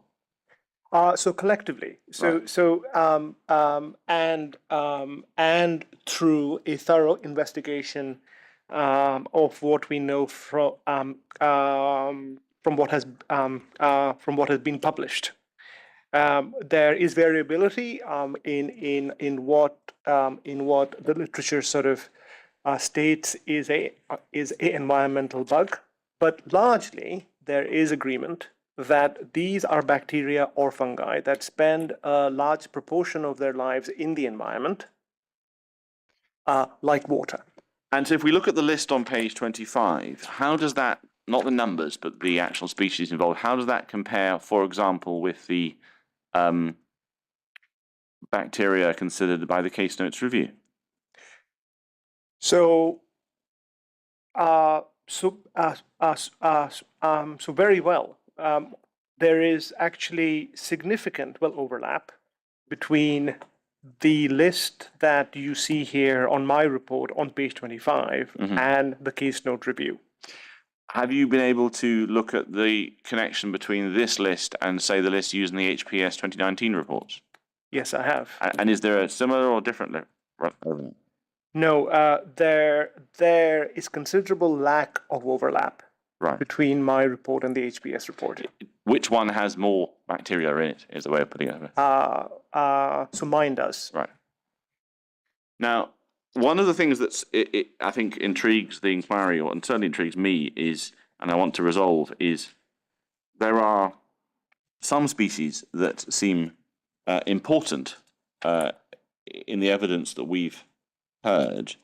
And so, for example, I noticed that there's no Aspergillus, no Mycobacterium chelonae, no Cryptococcus, no Fusarium, not sure I've had evidence about that, and no Mucor in this list, which goes on to the next page. Why is that? Well, it's a facet of the way in which the infections were analyzed. So to remind everyone, I was looking at the bloodstream infections which were linked to the physical spaces, which were 2A, 2B, 4B, and 6A. So if, for example, a Mycobacterium chelonae infection was found in a different ward in the Children's Hospital, it wouldn't be in the dataset? No. And if a Mycobacterium chelonae infection was described other than as Mycobacterium chelonae, for reasons we've had evidence about, it wouldn't be in the dataset? No. If we then go on to the next page, page 25, there are 26, sorry. There are 6 yeast species identified. Yes. There are 2 questions that arise from that. The first question is, how did they get into the list? What's the reason they're there? It's not something we've heard a lot of evidence about. Sure. So in the discussions with Dr. Mumford and with Linda Dempster, it was clear that these species of yeast were found in the environment. And if I recall, but do correct me, they were found in the showers and in the samples that were taken from the drain. So we thought it prudent that, since the question is asking is the link between environmental organisms and infections, that we include these as well. To note that they make up a very small they make up a very small proportion of the total list. So in total, the list we have here on 25, which extends to 26, is essentially a list of the bacteria and the yeast for which there was a positive infection identified on 2A, 2B, 6A, and 4B. In a bloodstream infection in a patient, in hematoencefalic infection. In a patient, exactly. So an adult patient in 4B wouldn't count? No. A pediatric patient in 1B day surgery wouldn't count? No. Something that's misdescribed because it hadn't yet been sent off to the reference lab for final description wouldn't be? No. Right. And if, for example, there was a view expressed by an infection control doctor that the particular species was a risk, if there hadn't been an infection in that group, it wouldn't be in here. This is not a list of what you were looking for. This is a list of what you found. Yes. But Exactly, and I should stress that it was the way in which I went about this was to essentially start with the question, which is I'm looking at infection episodes in the Shehallion unit, and my understanding of the Shehallion unit is that it is the physical spaces, which is 2A, 2B, 4B, and 6A, and so I utilized the spreadsheet of infections which was provided by NHS GGC, and I should stress that that spreadsheet had 215,000 rows. So you had to deduplicate and find the locations. Yes, for the period 2015 to December of 2022. But within that, you found 187 rows that make your requirement. Yeah, absolutely. Now, before we move on to where these were, I want just to deal with an issue that a couple of core participants have raised, but I think I'll put it in a sort of broad way. We've heard evidence that, for example, the yeasts can be commensal infections that come from the patient's own skin. We've heard evidence that some of the microorganisms, and I'm not going to go into the detail, are often gut translocated infections. So we've heard all that evidence of possibility. How does the methodology we're now discussing attempt to take account of, deal with, neutralize, whatever the right word is, the risk that there might be an alternative causal connection between the infection and the bacteria? It might come from the patient themselves as opposed to from the water or the environment. How do you deal with it in your methodology? Well,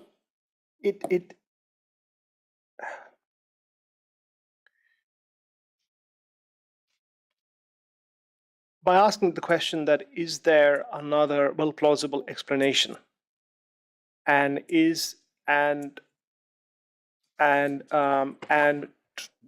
to my knowledge, no other explanation has been provided. So you have to go with what you have in front of you, and the expertise and the knowledge that these that these bacteria and these yeast are predominantly those that are environmental based, and that in a significant in a significant number of cases, or proportion of cases, in reality, the movement of these bacteria and these yeasts is from the environment to the patient. To what extent is, if you found it, and we'll discuss whether it's found, if you found an association, is that the answer to the problem, or am I making it too simple? That if you find an association in the epidemiology and the data, is that your answer to the suggestion, well, maybe it's a gut translocation incident? So I think what you're trying to ask, and correct me if I'm wrong, is how do you what constitutes a association? But I'll go back a step. You are always asking what is the source of a infection. Mm-hmm.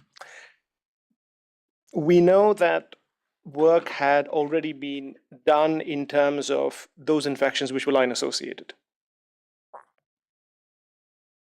That hasn't accounted for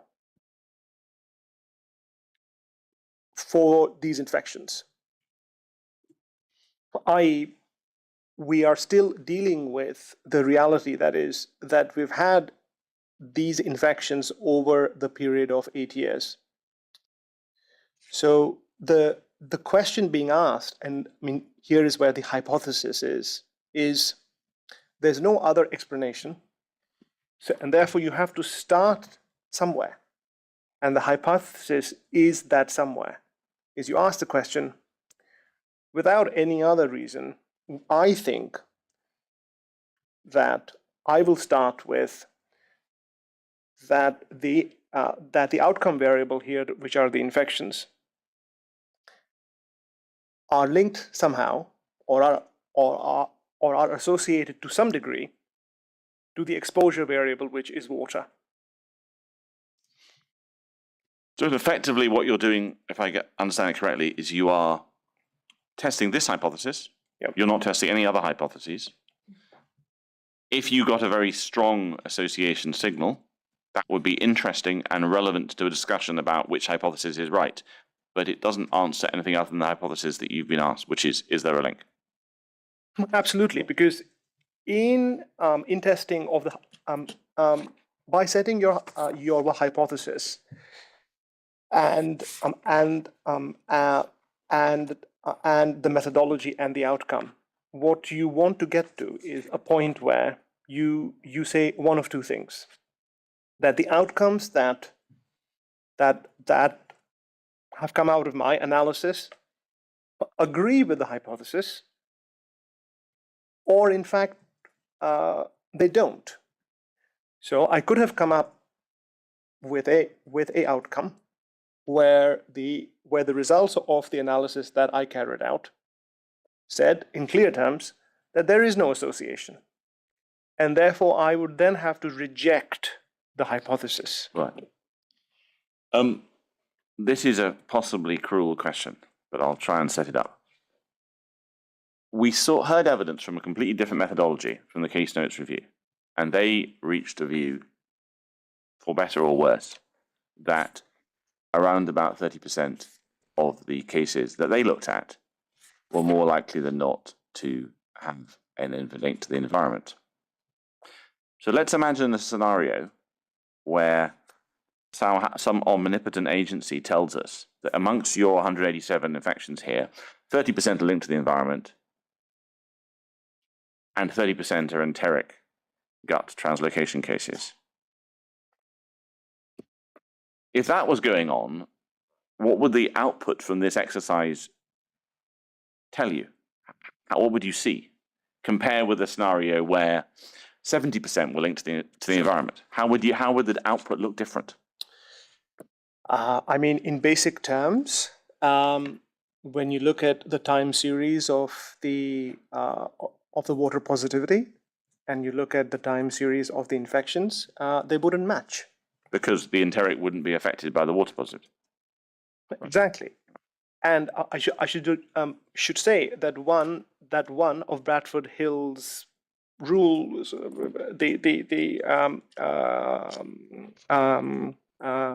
the guidance would not be satisfied, which is that if there was a cause of the infection that was unrelated to the water,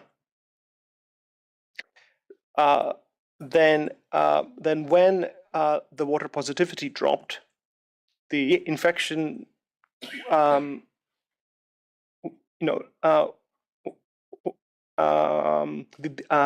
infection would be unaffected. Right. Okay, I want to move on to the question of time. So you've talked throughout your evidence and throughout your reports about whole years. You've asked yourself repeatedly questions. What is the number of infections in a whole year? How many admissions in a whole year? What is the infection rate in a whole year? Why not do this by months and get a more granular signal? I mean, the simple answer to that would be, and as you've seen from other graphs which have been presented, over the course of the inquiry, that what that would do is to provide the data in a manner which would be hard to comprehend, So hard to make sense of. Could we see an example in the HPS report, bundle 7, page 229?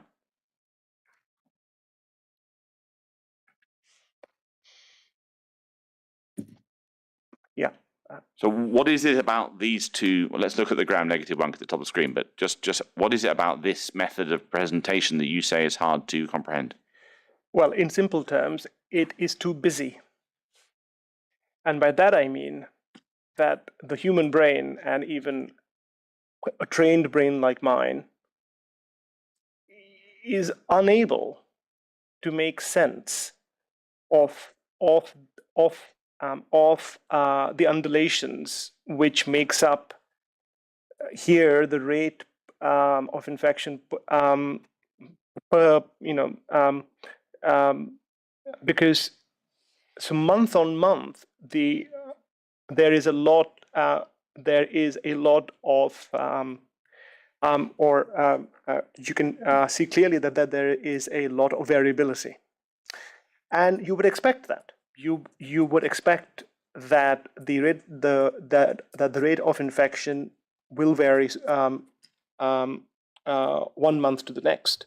So what you're really trying to do in terms of the analysis is to adjust for the variability, is to adjust for the busyness. Right.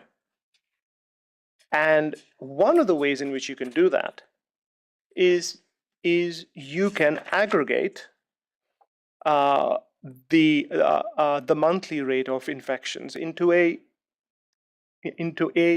yearly figure, because that then allows you, both in terms of observation and in terms of the tools that you can apply to the data, to work out a trend.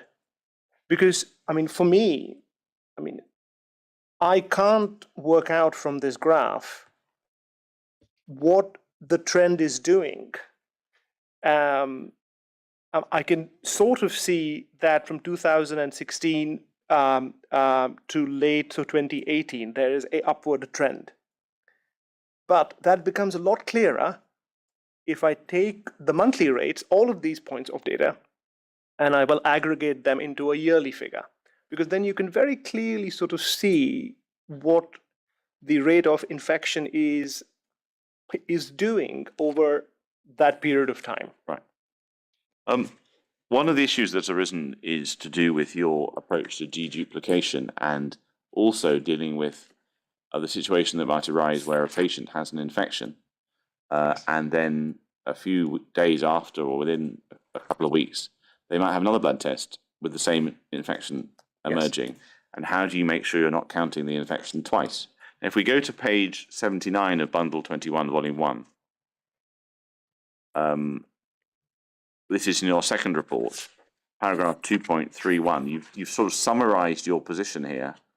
And what I want to ask you about is, you said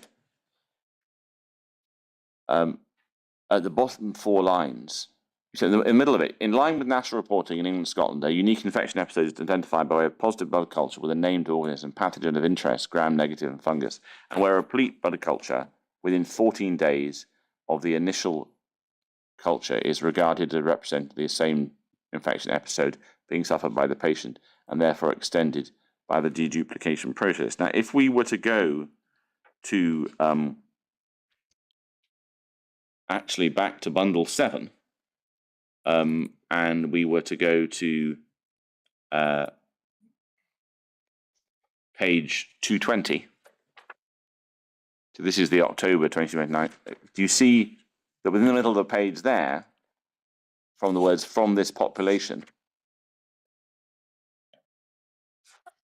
a positive blood culture of a single organism that has not been previously isolated from the patient within the same 14-day period, yes, i.e. 14 days from the last positive sample obtained. Now, have you taken a different approach from HPS? No. Well, they talk about 14 days from the last positive sample, and you take the words 14 days from the initial positive sample. I suppose I have to posit a scenario to you. Let's imagine that on day 1, this patient gets an infection. Yep. On day 12, and there's a positive bloodstream infection result.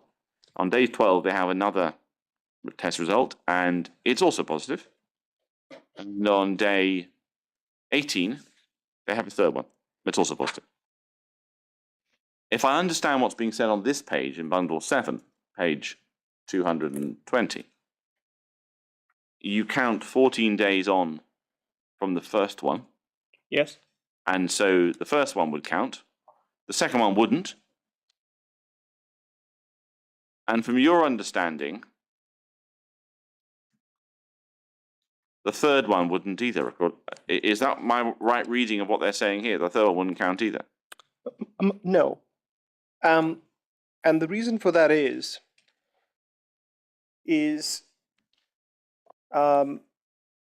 you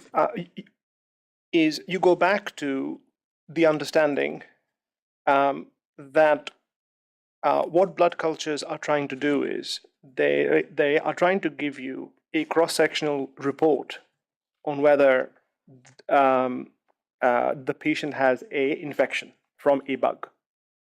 So if we take your example,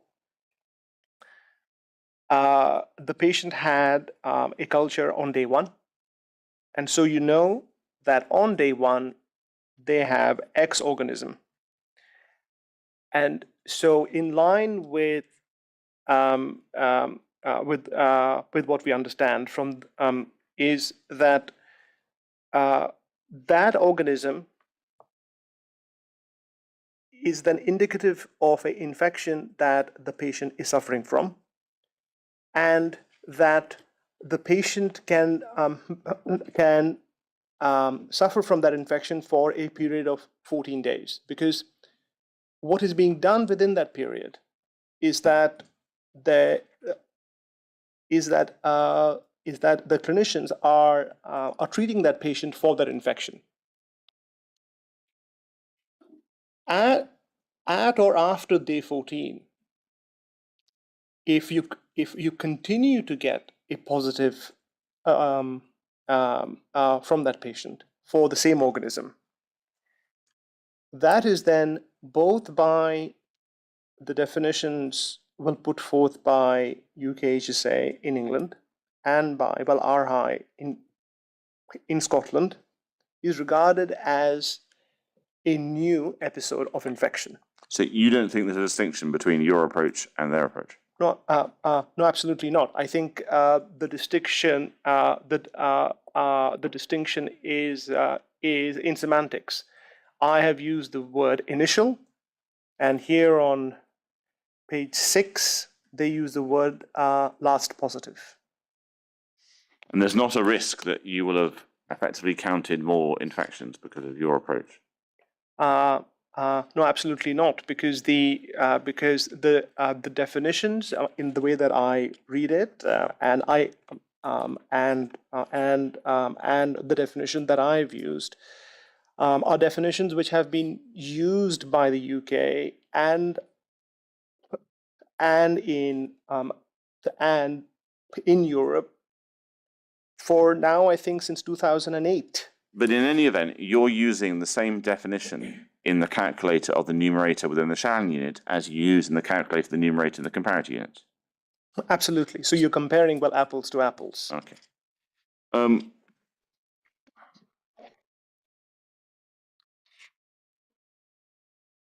What I want to do is, having dealt with, from my point of view, how you calculate a Schahalian activity data set, I want to look at it, which is in bundle 21, volume 1, and we find it on page, I think it's 24. Now, this table, I'm going to ask you what it explains in a moment, but I want to just be clear. Is this the only calculation you have done of the number of infections in these wards? Yes. And you've not revisited this at any point? No. No, right. Could you explain to us what this table tells us? This table gives you the number of unique infection episodes where the infection was linked to 2A, 2B, 4B, 6A for the year and every year from 2015 to 2020. And 2015 is a half year. And 2015 is a half year. Oh, actually, it goes down it to goes the over second the page unhelpfully. Yes. So it goes, for the 8-year period from 2015 to 2022. And so if we go back to page 24, we can see that, for example, In the first full year in Ward 2A, there were 18 of your qualifying infections, Yes. and there were 46 in 17 and 29 in 18, which is also a partial Yes. year because decant happened in September. Yes. Right. And we can see that in the day case unit in 2B, in 16 there were 9, there were 20 in 17, and there are 9 in 18, which is also a partial year. Yes. And then in 6A, which is both day and overnight patients, we have 6 in the last 3 months of 2018, 17 in 19, 8 in 2020, and then over the page we have 2, 8 and 2. And if we just go back, do we also see possibly some data errors here? I mean, we know that in 2020 Ward 2B was closed. So there is a case being flagged in 2020 in Ward 2B. Presumably that, we don't know how that got there, but Yep. you just have to trust the numbers. Absolutely. I mean, I was provided this information from NHS-GGC in terms of the spreadsheet, and what was on that spreadsheet were infections, so bloodstream results, and the only thing I had in terms of being able to link those results to the Schihalian cohort was where the results were taken. So they had a specific, they had what you call the location ward, which is the ward where the sample was taken. According to the data set. Yeah, according to the data set. So you didn't have the information that Dr. Kennedy described having of consultant name, access to the medical records, awareness of what tests were done? No. No. Any particular reason why you didn't ask for what consultant name, rather than doing it by ward location? Well, I think because in my experience, the ward location where the sample has been taken is the version of the truth that can be most that is most well helpful and trustworthy.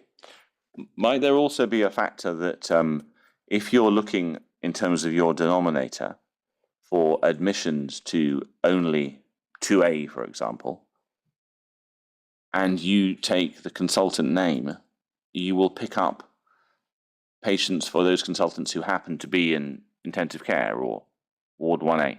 Absolutely, yes, exactly. So the task at hand was to work out the infections and the activity, and for the Schihalian cohort. So what I did was take the infections which were tagged to these four wards, and I then took the admissions which were provided by NHS-GGC for these 4 wards and for these 4 wards only. Right. What I want to do is look at the comparator infection data. So if we can go to page 29 of the same bundle. So you have a big table here that goes over the page, and I want to understand what's going on in the various columns. So obviously we have years down the left-hand side, we have organizations down the right-hand side. I'm assuming admissions is the data they gave, each unit gave you. What is positives? So positives is a number. Say we look at the first line there for Gosh or Great Ormond Street. It is made up of any culture which has come back positive for that year. So Gosh in 2015 had 182 positives. So if we go back to page 21, is that the penultimate bullet point in 7.2.4? Absolutely, yes. So that's we a asked for the raw number number of they've all given you. organisms. They've given you that number. Okay. Yeah, absolutely. We go back to page 29. The gram-negative and fungal positives column. Yes. Who worked out that number? So I did. And is that taken from the spreadsheet they gave you? Yes. Yeah. So exactly. So my requirement was that I should be able to verbatim apply the methodology that I applied to the data set that was provided by NHS-GGC. To the same system. And I verbatim apply that to the comparator organizations. So I needed from them exactly what you said, which is a line, which allows me to split the organisms that we considered for NHS GGC, and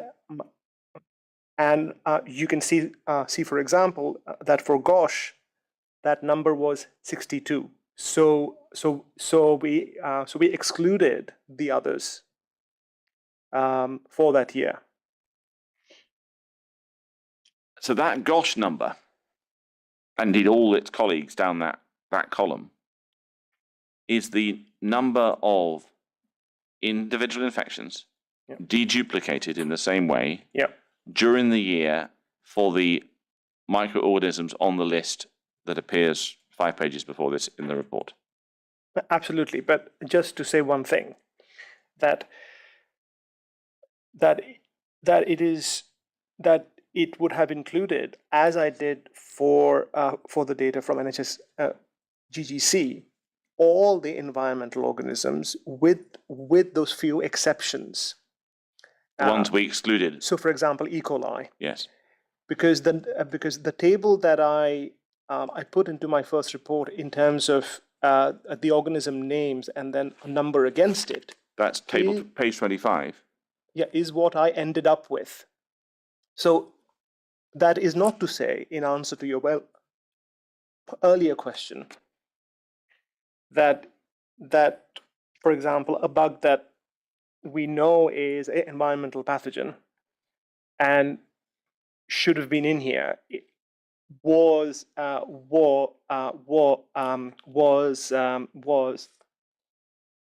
excluded. It was because that organism was not linked to 2A, 2B, 4B, or 6A. There might be organisms that are gram-negative environmental bugs that you could have included in your list, but they aren't included in either Schahalian or the comparators because they didn't happen in Schahalian.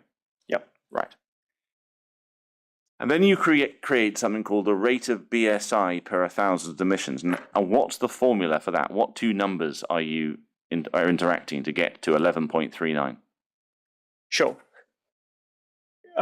You are using in the numerator, you are so if we go with the first line and you have it replicated for all other lines, 11.39 is calculated by dividing 62 by the number of admissions for that year, which is 5,443, and then you multiply it by 1,000, so that you get a rate of bloodstream infection per 1,000 admissions. Now, a cursory look at this column will see that there's a relatively large difference between the rate of BSI infections between, say, Great Ormond Street and, just to pick an example, Cardiff in the Vale. Sure. And if we go over the page, we see sort of a middle position for Leeds and perhaps a low-end position for Oxford. Do you have any understanding of why that might be, and does it matter?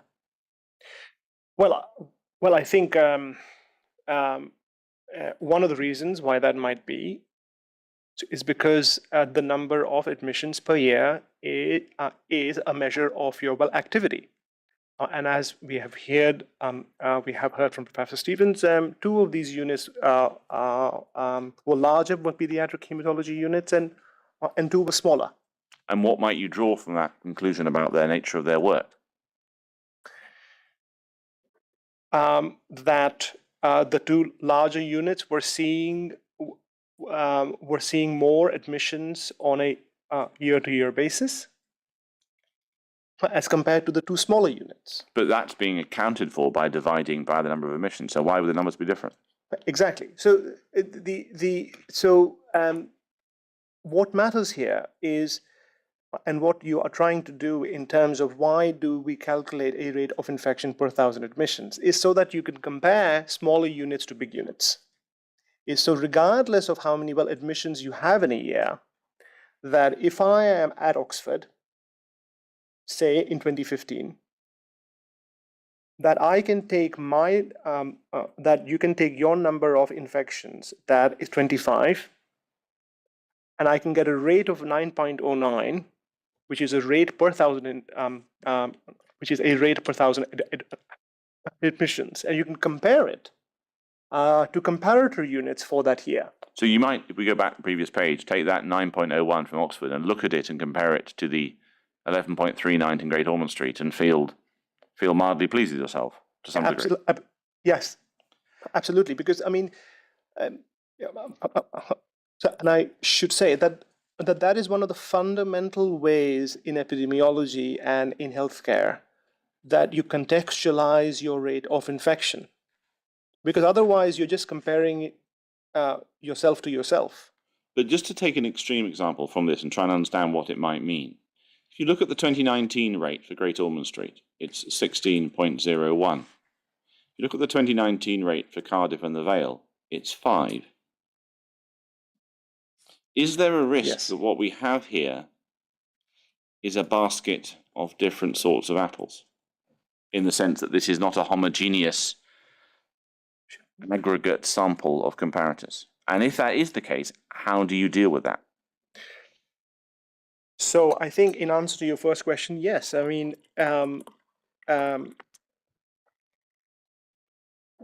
we understand that there are differences within these organizations, that the number of admissions is a proxy marker for the differences that we know to exist.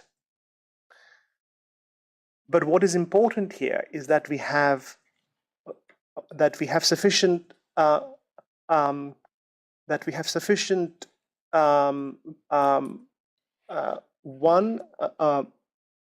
a spread. We have a spread in terms of the number of institutions for which we have data. We have a spread in terms of the amount of time over which we have the data. Here we have it for 8 years for most of these organizations.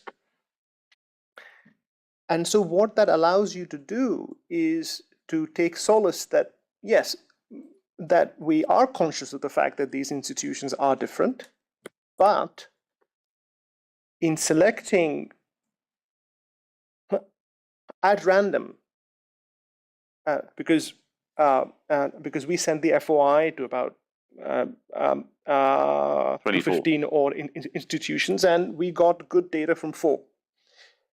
That the spread in terms of the admissions that we are dealing with, the spread in terms of the years over which we have asked for that data, that adjusts for the bias, and that then provides us with an acceptable and rigorous rate of BSI per 1,000 admissions as a comparator to compare to. Right. Now, obviously, in the last few minutes, we have gone through a half hour. We've worked out with you what the infection rate in the Sahelian units wards are, what the infection rate in the comparative hospitals wards is, what their denominator is, and the number of infections in the Sahelian units, number of infections in the comparators, their denominator, and their infection rate. And we haven't, of course, discussed the infection rate in the Sahelian unit. What I want to do is move on to that now, Sure. With a conscious awareness that, for a reason that we'll discuss, that number came out a bit strange and needed to be recalculated with new data. So if we go on to staying with your first report, if we go on to page 35, you calculated a bloodstream infection rate for 1,000 admissions for each of the 4 wards by taking the number of infections and dividing it by the admission data you had been given. Yes. But this admission data turned out to be overnight cases only. Yes. Now, just for an example, so we can follow the mathematics, but I imagine you're not relying on these answers. You're not relying on the work at this stage to be accurate. Sure. Let's look at 2015. Sorry, back to 2016. We have a rate, according to this calculation, of 37.6 infections per 1,000 overnight admissions. Yes. Right. And then you compared it with the comparator units in the next table down. Sorry, I missed a stage out. You then created an aggregate rate for 2016 by aggregating 37.6 in the Shahalian unit 2A with 15.4 in 2B, because that was with overnight admissions in a day unit. That's there hangs the problem. Have I got that roughly right? Yes. Yeah. And so that number of 25.38 provides the second row of the next table, 9.2 for 2016, which you compare with the overall comparator rate of 6.6. Yes. And you produce something called an incident rate ratio. Yes. Now, what's the incident rate ratio? Because we'll come back to this when we use the right data. Sure. So what the incidence rate ratio is able to provide is a statistic of the difference in magnitude between 2 rates. And it is essentially what that says on the tin. Is here, if you were taken to example of 2016, you have the rate of the Shahalian that we understand to have been, 25.38.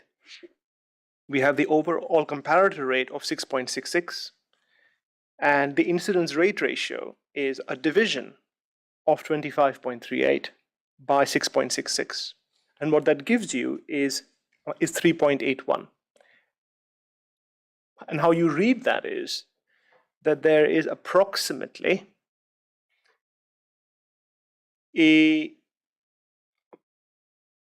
4 times larger rate at the Shahalian in this calculation. And is that rounding up and rounding down? So that if you see a few rows down, there's a 6.12, that rounds down to 6. Yes, exactly. Right. So anything above a 0.5 would, as per mathematical rules, would be rounded up to the next whole number, and anything that is at a 0.4 or below would be rounded up to the last whole number. Okay. Now, nervously, because obviously you ended up recalculating, let's go to page 38. So this was produced in your first report. Yes. And that blue line is the then calculated Shahalian rate per 1,000 overnight admissions. Yes. And the dotted green line is the comparator rate. So the straight green line is the comparator rate per 1,000 admissions in total. So effectively, you've compared pairs with nectarines. That's not quite the right comparison in this report. Yes, exactly. Because I mean, at this point when the report was produced, I had the data that was provided by NHS TGC in terms of the admissions, which were then later on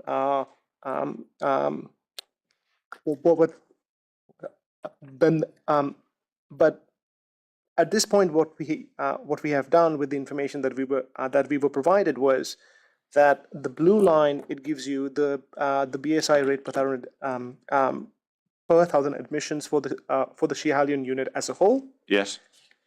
And the green line, which undulates a bit, so it's a whole line. It gives you the aggregated rate for the comparators. So it would, for example, for 2016 would be a aggregated value.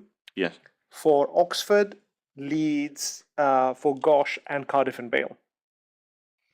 And what the dotted blue line and the dotted green line then give you is what you call the line of best fit. Which is something like a trend. Yeah, exactly. So it takes into account all of those points of data from 2015 to 2022, and it lets you know the direction of travel, in this case, of the rates of infection. Okay.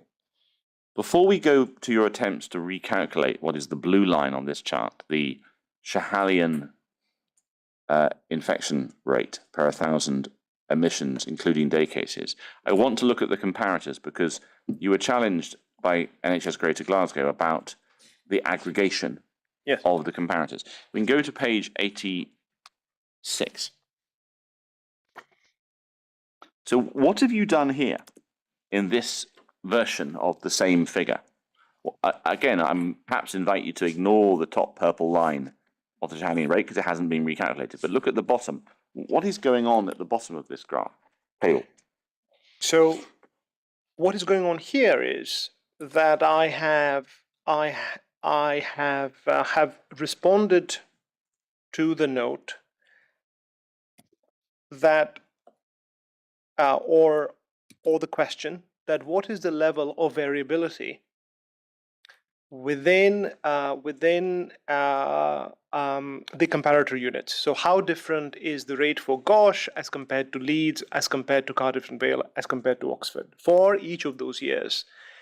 And so what I've done here is I have drawn up the rate for each of those units. So you see the individual rate for Gosh in dark green, which starts at 12.39-ish, and it goes up to about if we want the numbers, we can go back to. Yes, you can go back to the numbers. But I mean, the point is that the purple line, it does exactly the same thing for Leeds.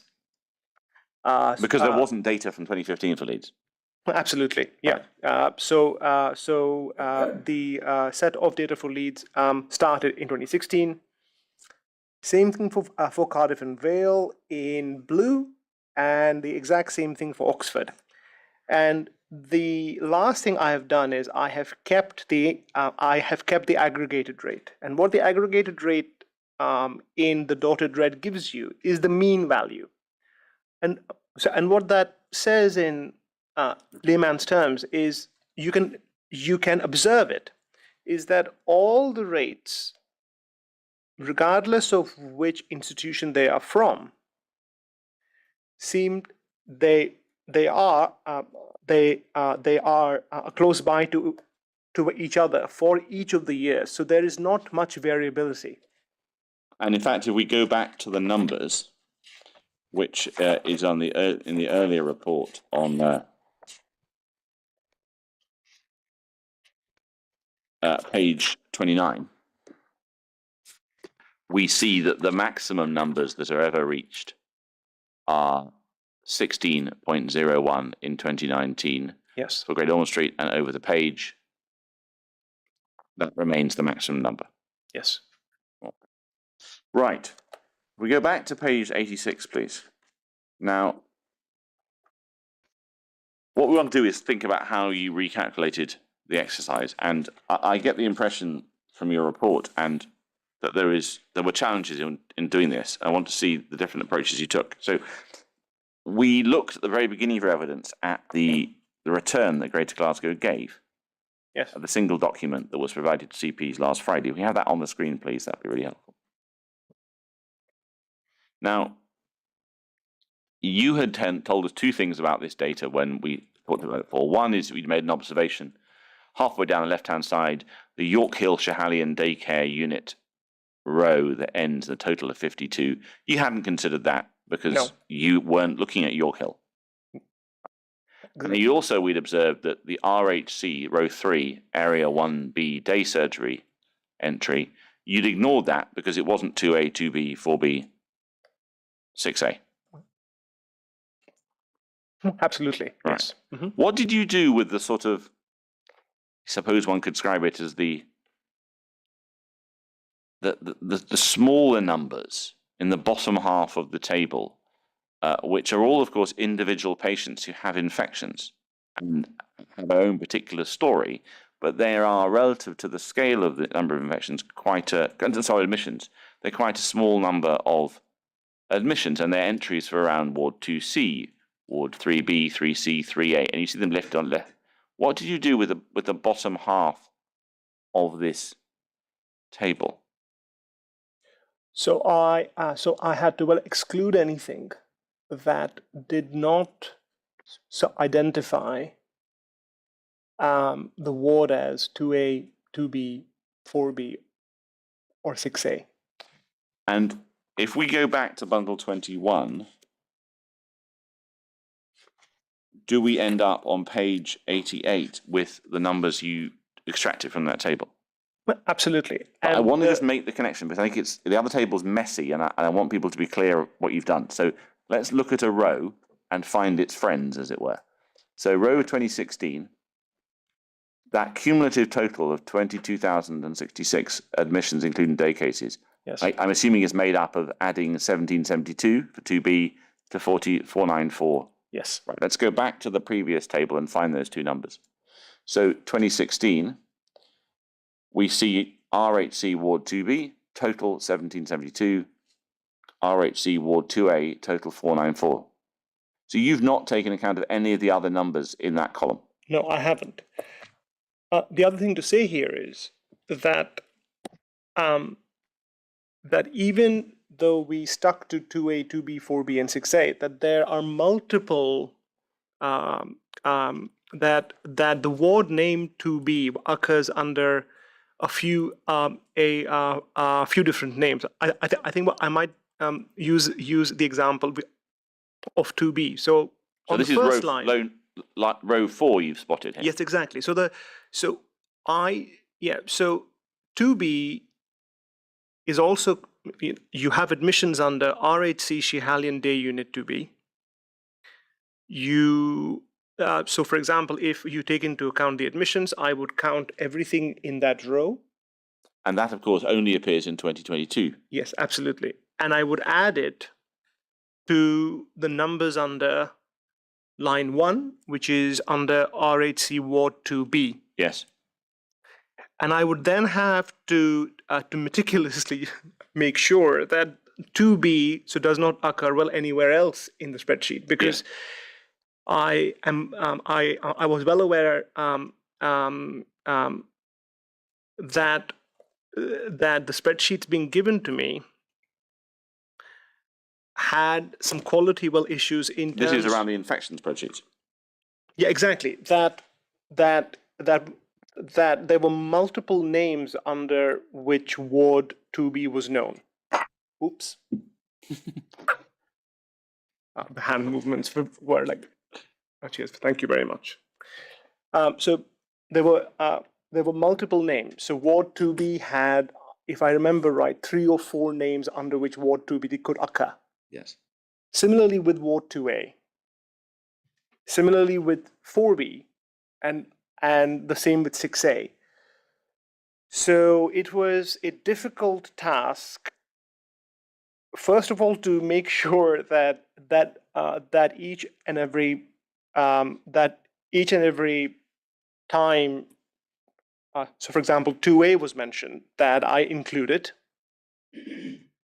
But it was made even more difficult because everything that I had to exclude also had 4 different names assigned to it. Because one thing that occurs to me is if we look at each year, the third row appears as a repeated theme. And you've not taken account of that. That's RHC 1B day surgery. Mm-hmm. Clinical decision unit appears and is actually quite a lot of entries after 2018, after 2017, and you've not taken account of it either.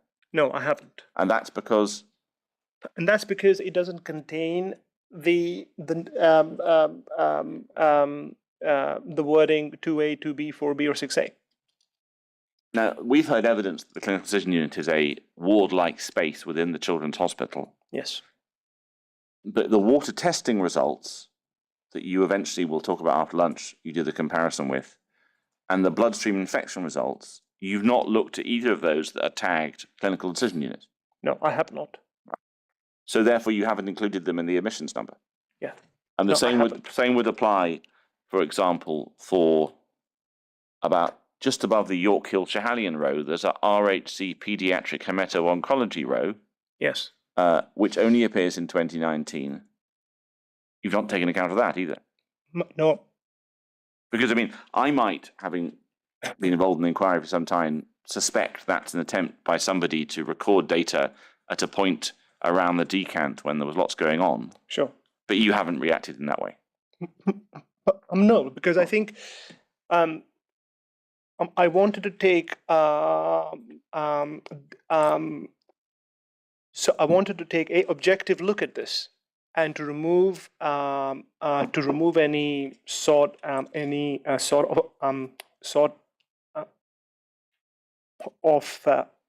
interpretation or subjectivity or bias out of it, because I would not have known, and I do not know so now, whether the RHC pediatric hematology oncology are these Schehallien patients. And are they in 6A? You don't know. No, I don't know. Right. So let's go back to Bundle 21, Volume 1, page 88. And now that we've connected the maths to the table to the maths, what is effectively being described in here? So what is the, if I wanted you to point to me all the wards that only contain overnight patients, what would you tell me? That would be difficult, but I could garner a guess. And your question was overnight. Overnight. So no day units. Yes. So inpatients. Inpatients, yes. I would hope that I would go for RHC. Well, let's start from the from one side to the other. That, for example, QEUH 6A CH says the word inpatients in it. Yes. So that's clear. Okay. So I can include that. And you know something about 2A. And I know something about 2A. So RHC Ward 2A. But then you then have this issue where you have more than one name for RHC Ward 2A. So what I've done is, rather than go around in circles asking about what is the difference between RHC Ward 2A and RHC Ward 2A Schehallien, where there are only 130 patients in 2022. Now I can guess that maybe the ward name just changed. So once they came back to 2A, that they decided to change the name of the ward as well, and they added the word Schehallien at the end of it.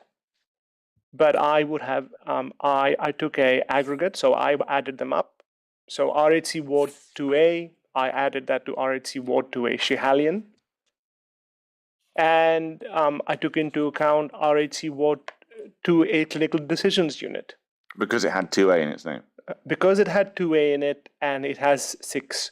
So I operated on the basis that that I would be inclusive and include numbers, but as long as I can stand by why I did it. Right. What I want to do before the lunch break is to go to the document that was handed out to CPs this morning. And I just want to discuss what the entries are, what the lines are, and then we'll discuss what they mean after the lunch break. Yes. So let's find, as it were, find a friend we've seen before. The dotted orange line, is that the same line that we saw back on page 86? So I might be, I might not see the same color as you. So remind me. So because you said the dotted, well, orange line. Where orangey, magenta-y thing is the Okay, one, fine. the one that's generally at the bottom, but not always. Oh yes, okay. So yes, yes. So that is your overall comparator institution rate, which is the aggregated rate for each year for Oxford, Leeds, for Cardiff and Vale, and for Gosh. And that's been the same all the way through your reports? Yeah, absolutely. Right, okay. The green line, Yes. now it may be that we need to jump back to page 88 on, so just remembering, keeping that in mind. The green line, what's the numerator for the green line? The numerator for the green line will be infections in Ward 2A. Right. And the denominator from the green line, where is that? Where are those numbers on this table? So the denominator for Ward 2A, I've actually aggregated into table 4. But it is a aggregation of the column in table 3 that goes from top to bottom for RHC Ward 2A, and you can see 254 for 2015, 494 for 2016, 276 for 2017, 181 for 2018. So if we go back to the document that we just went up this morning, Yeah. that green line starts in 2015, rises and falls again. Yes, but to note that the green line is the rate of infection line. Yes. Yes, absolutely. It is the not numerator divided by the denominator. Yeah, absolutely. Right. Again, let's look at the purple line, which you've called the overall Shahalian rate per 1,000 admissions, which is presented graphically for the first time today. Yes. That sits at the bottom of the chart. Yes. And rises to a peak of 25.7 in 2017. Now, you've done the calculations below. What I want to do is to go back to page 88 first and find its denominator. Where's its denominator on page 88 in table 3? So the denominator would be all admissions that were linked to 2A, 2B, 4B, and 6A, well, after the decant. And so that's the cumulative column on page 88, figure 3. Yes. Let's go and find the numerator. Is the numerator on page 24 of volume? Yes, you have to go back a bit. Yeah. Yeah. And is it the cumulative in the right-hand side there? Absolutely. So you go from 7 to 9. I mean, sorry. Over the page. We mustn't forget the page. Yes, exactly. From 7 to 7. And if we go back to the chart that produced this morning, the admissions go from 1303 in 2015 to 1950 in 2022. So that gives us the purple line on this chart. Yes. The yellow line, which you described as Ward A infection rate, where do we find its denominator? That'll be page 88? So Ward 6A, you mean? 6A, yes. Yes. Yes. So we go back to page 88, and the numerator will be infection. The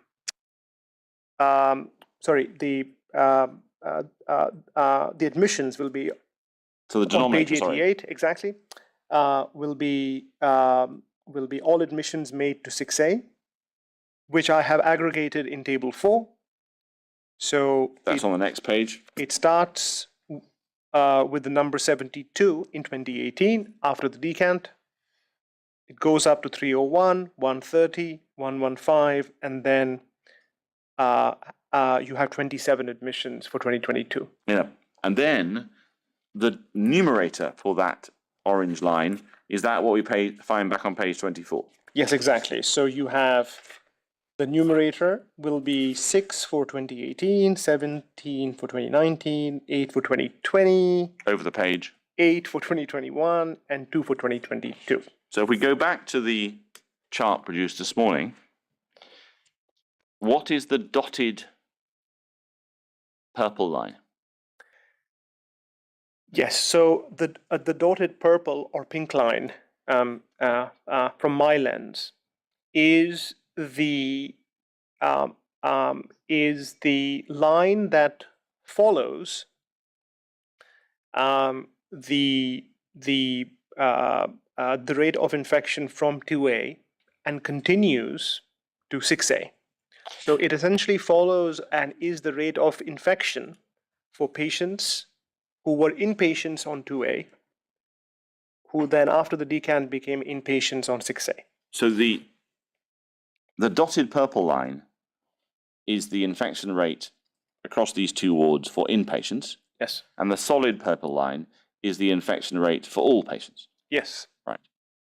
Now, the final thing I want to do before lunch break is just to ask you to explain what the blue bars are. We'll do the whole bit about what it means and the methodology. Sure. But in simple terms, what are the blue bars? The blue bars are the rate of water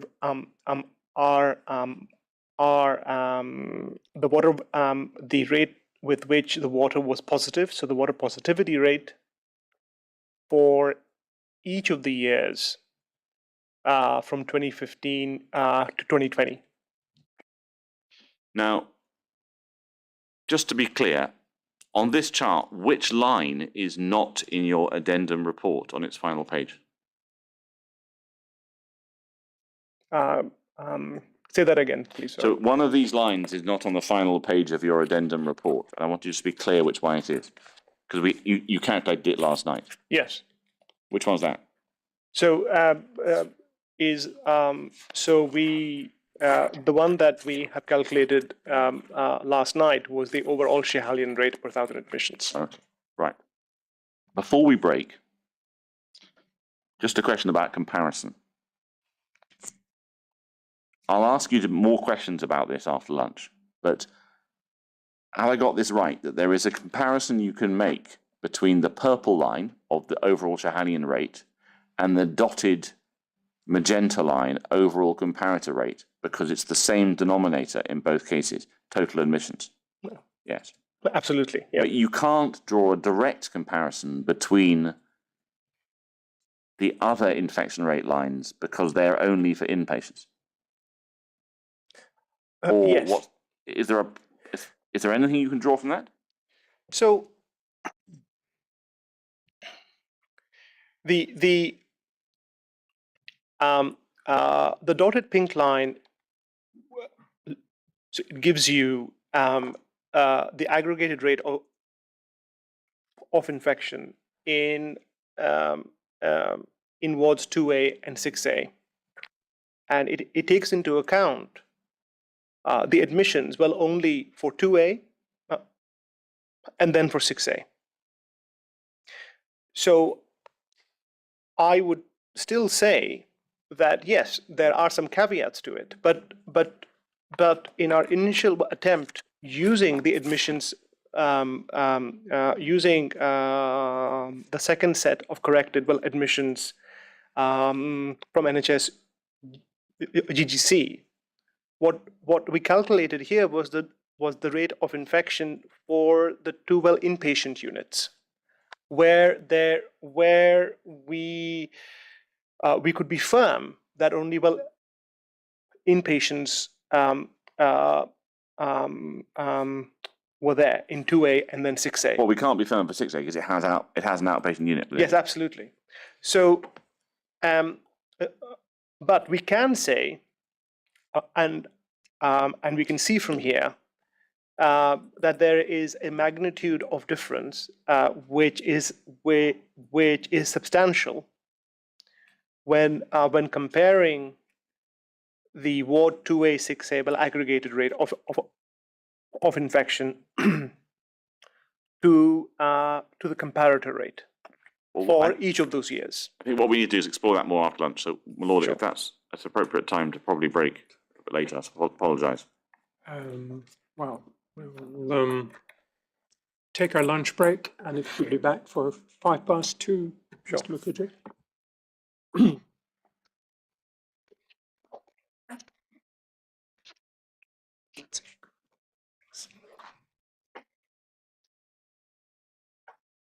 Stand.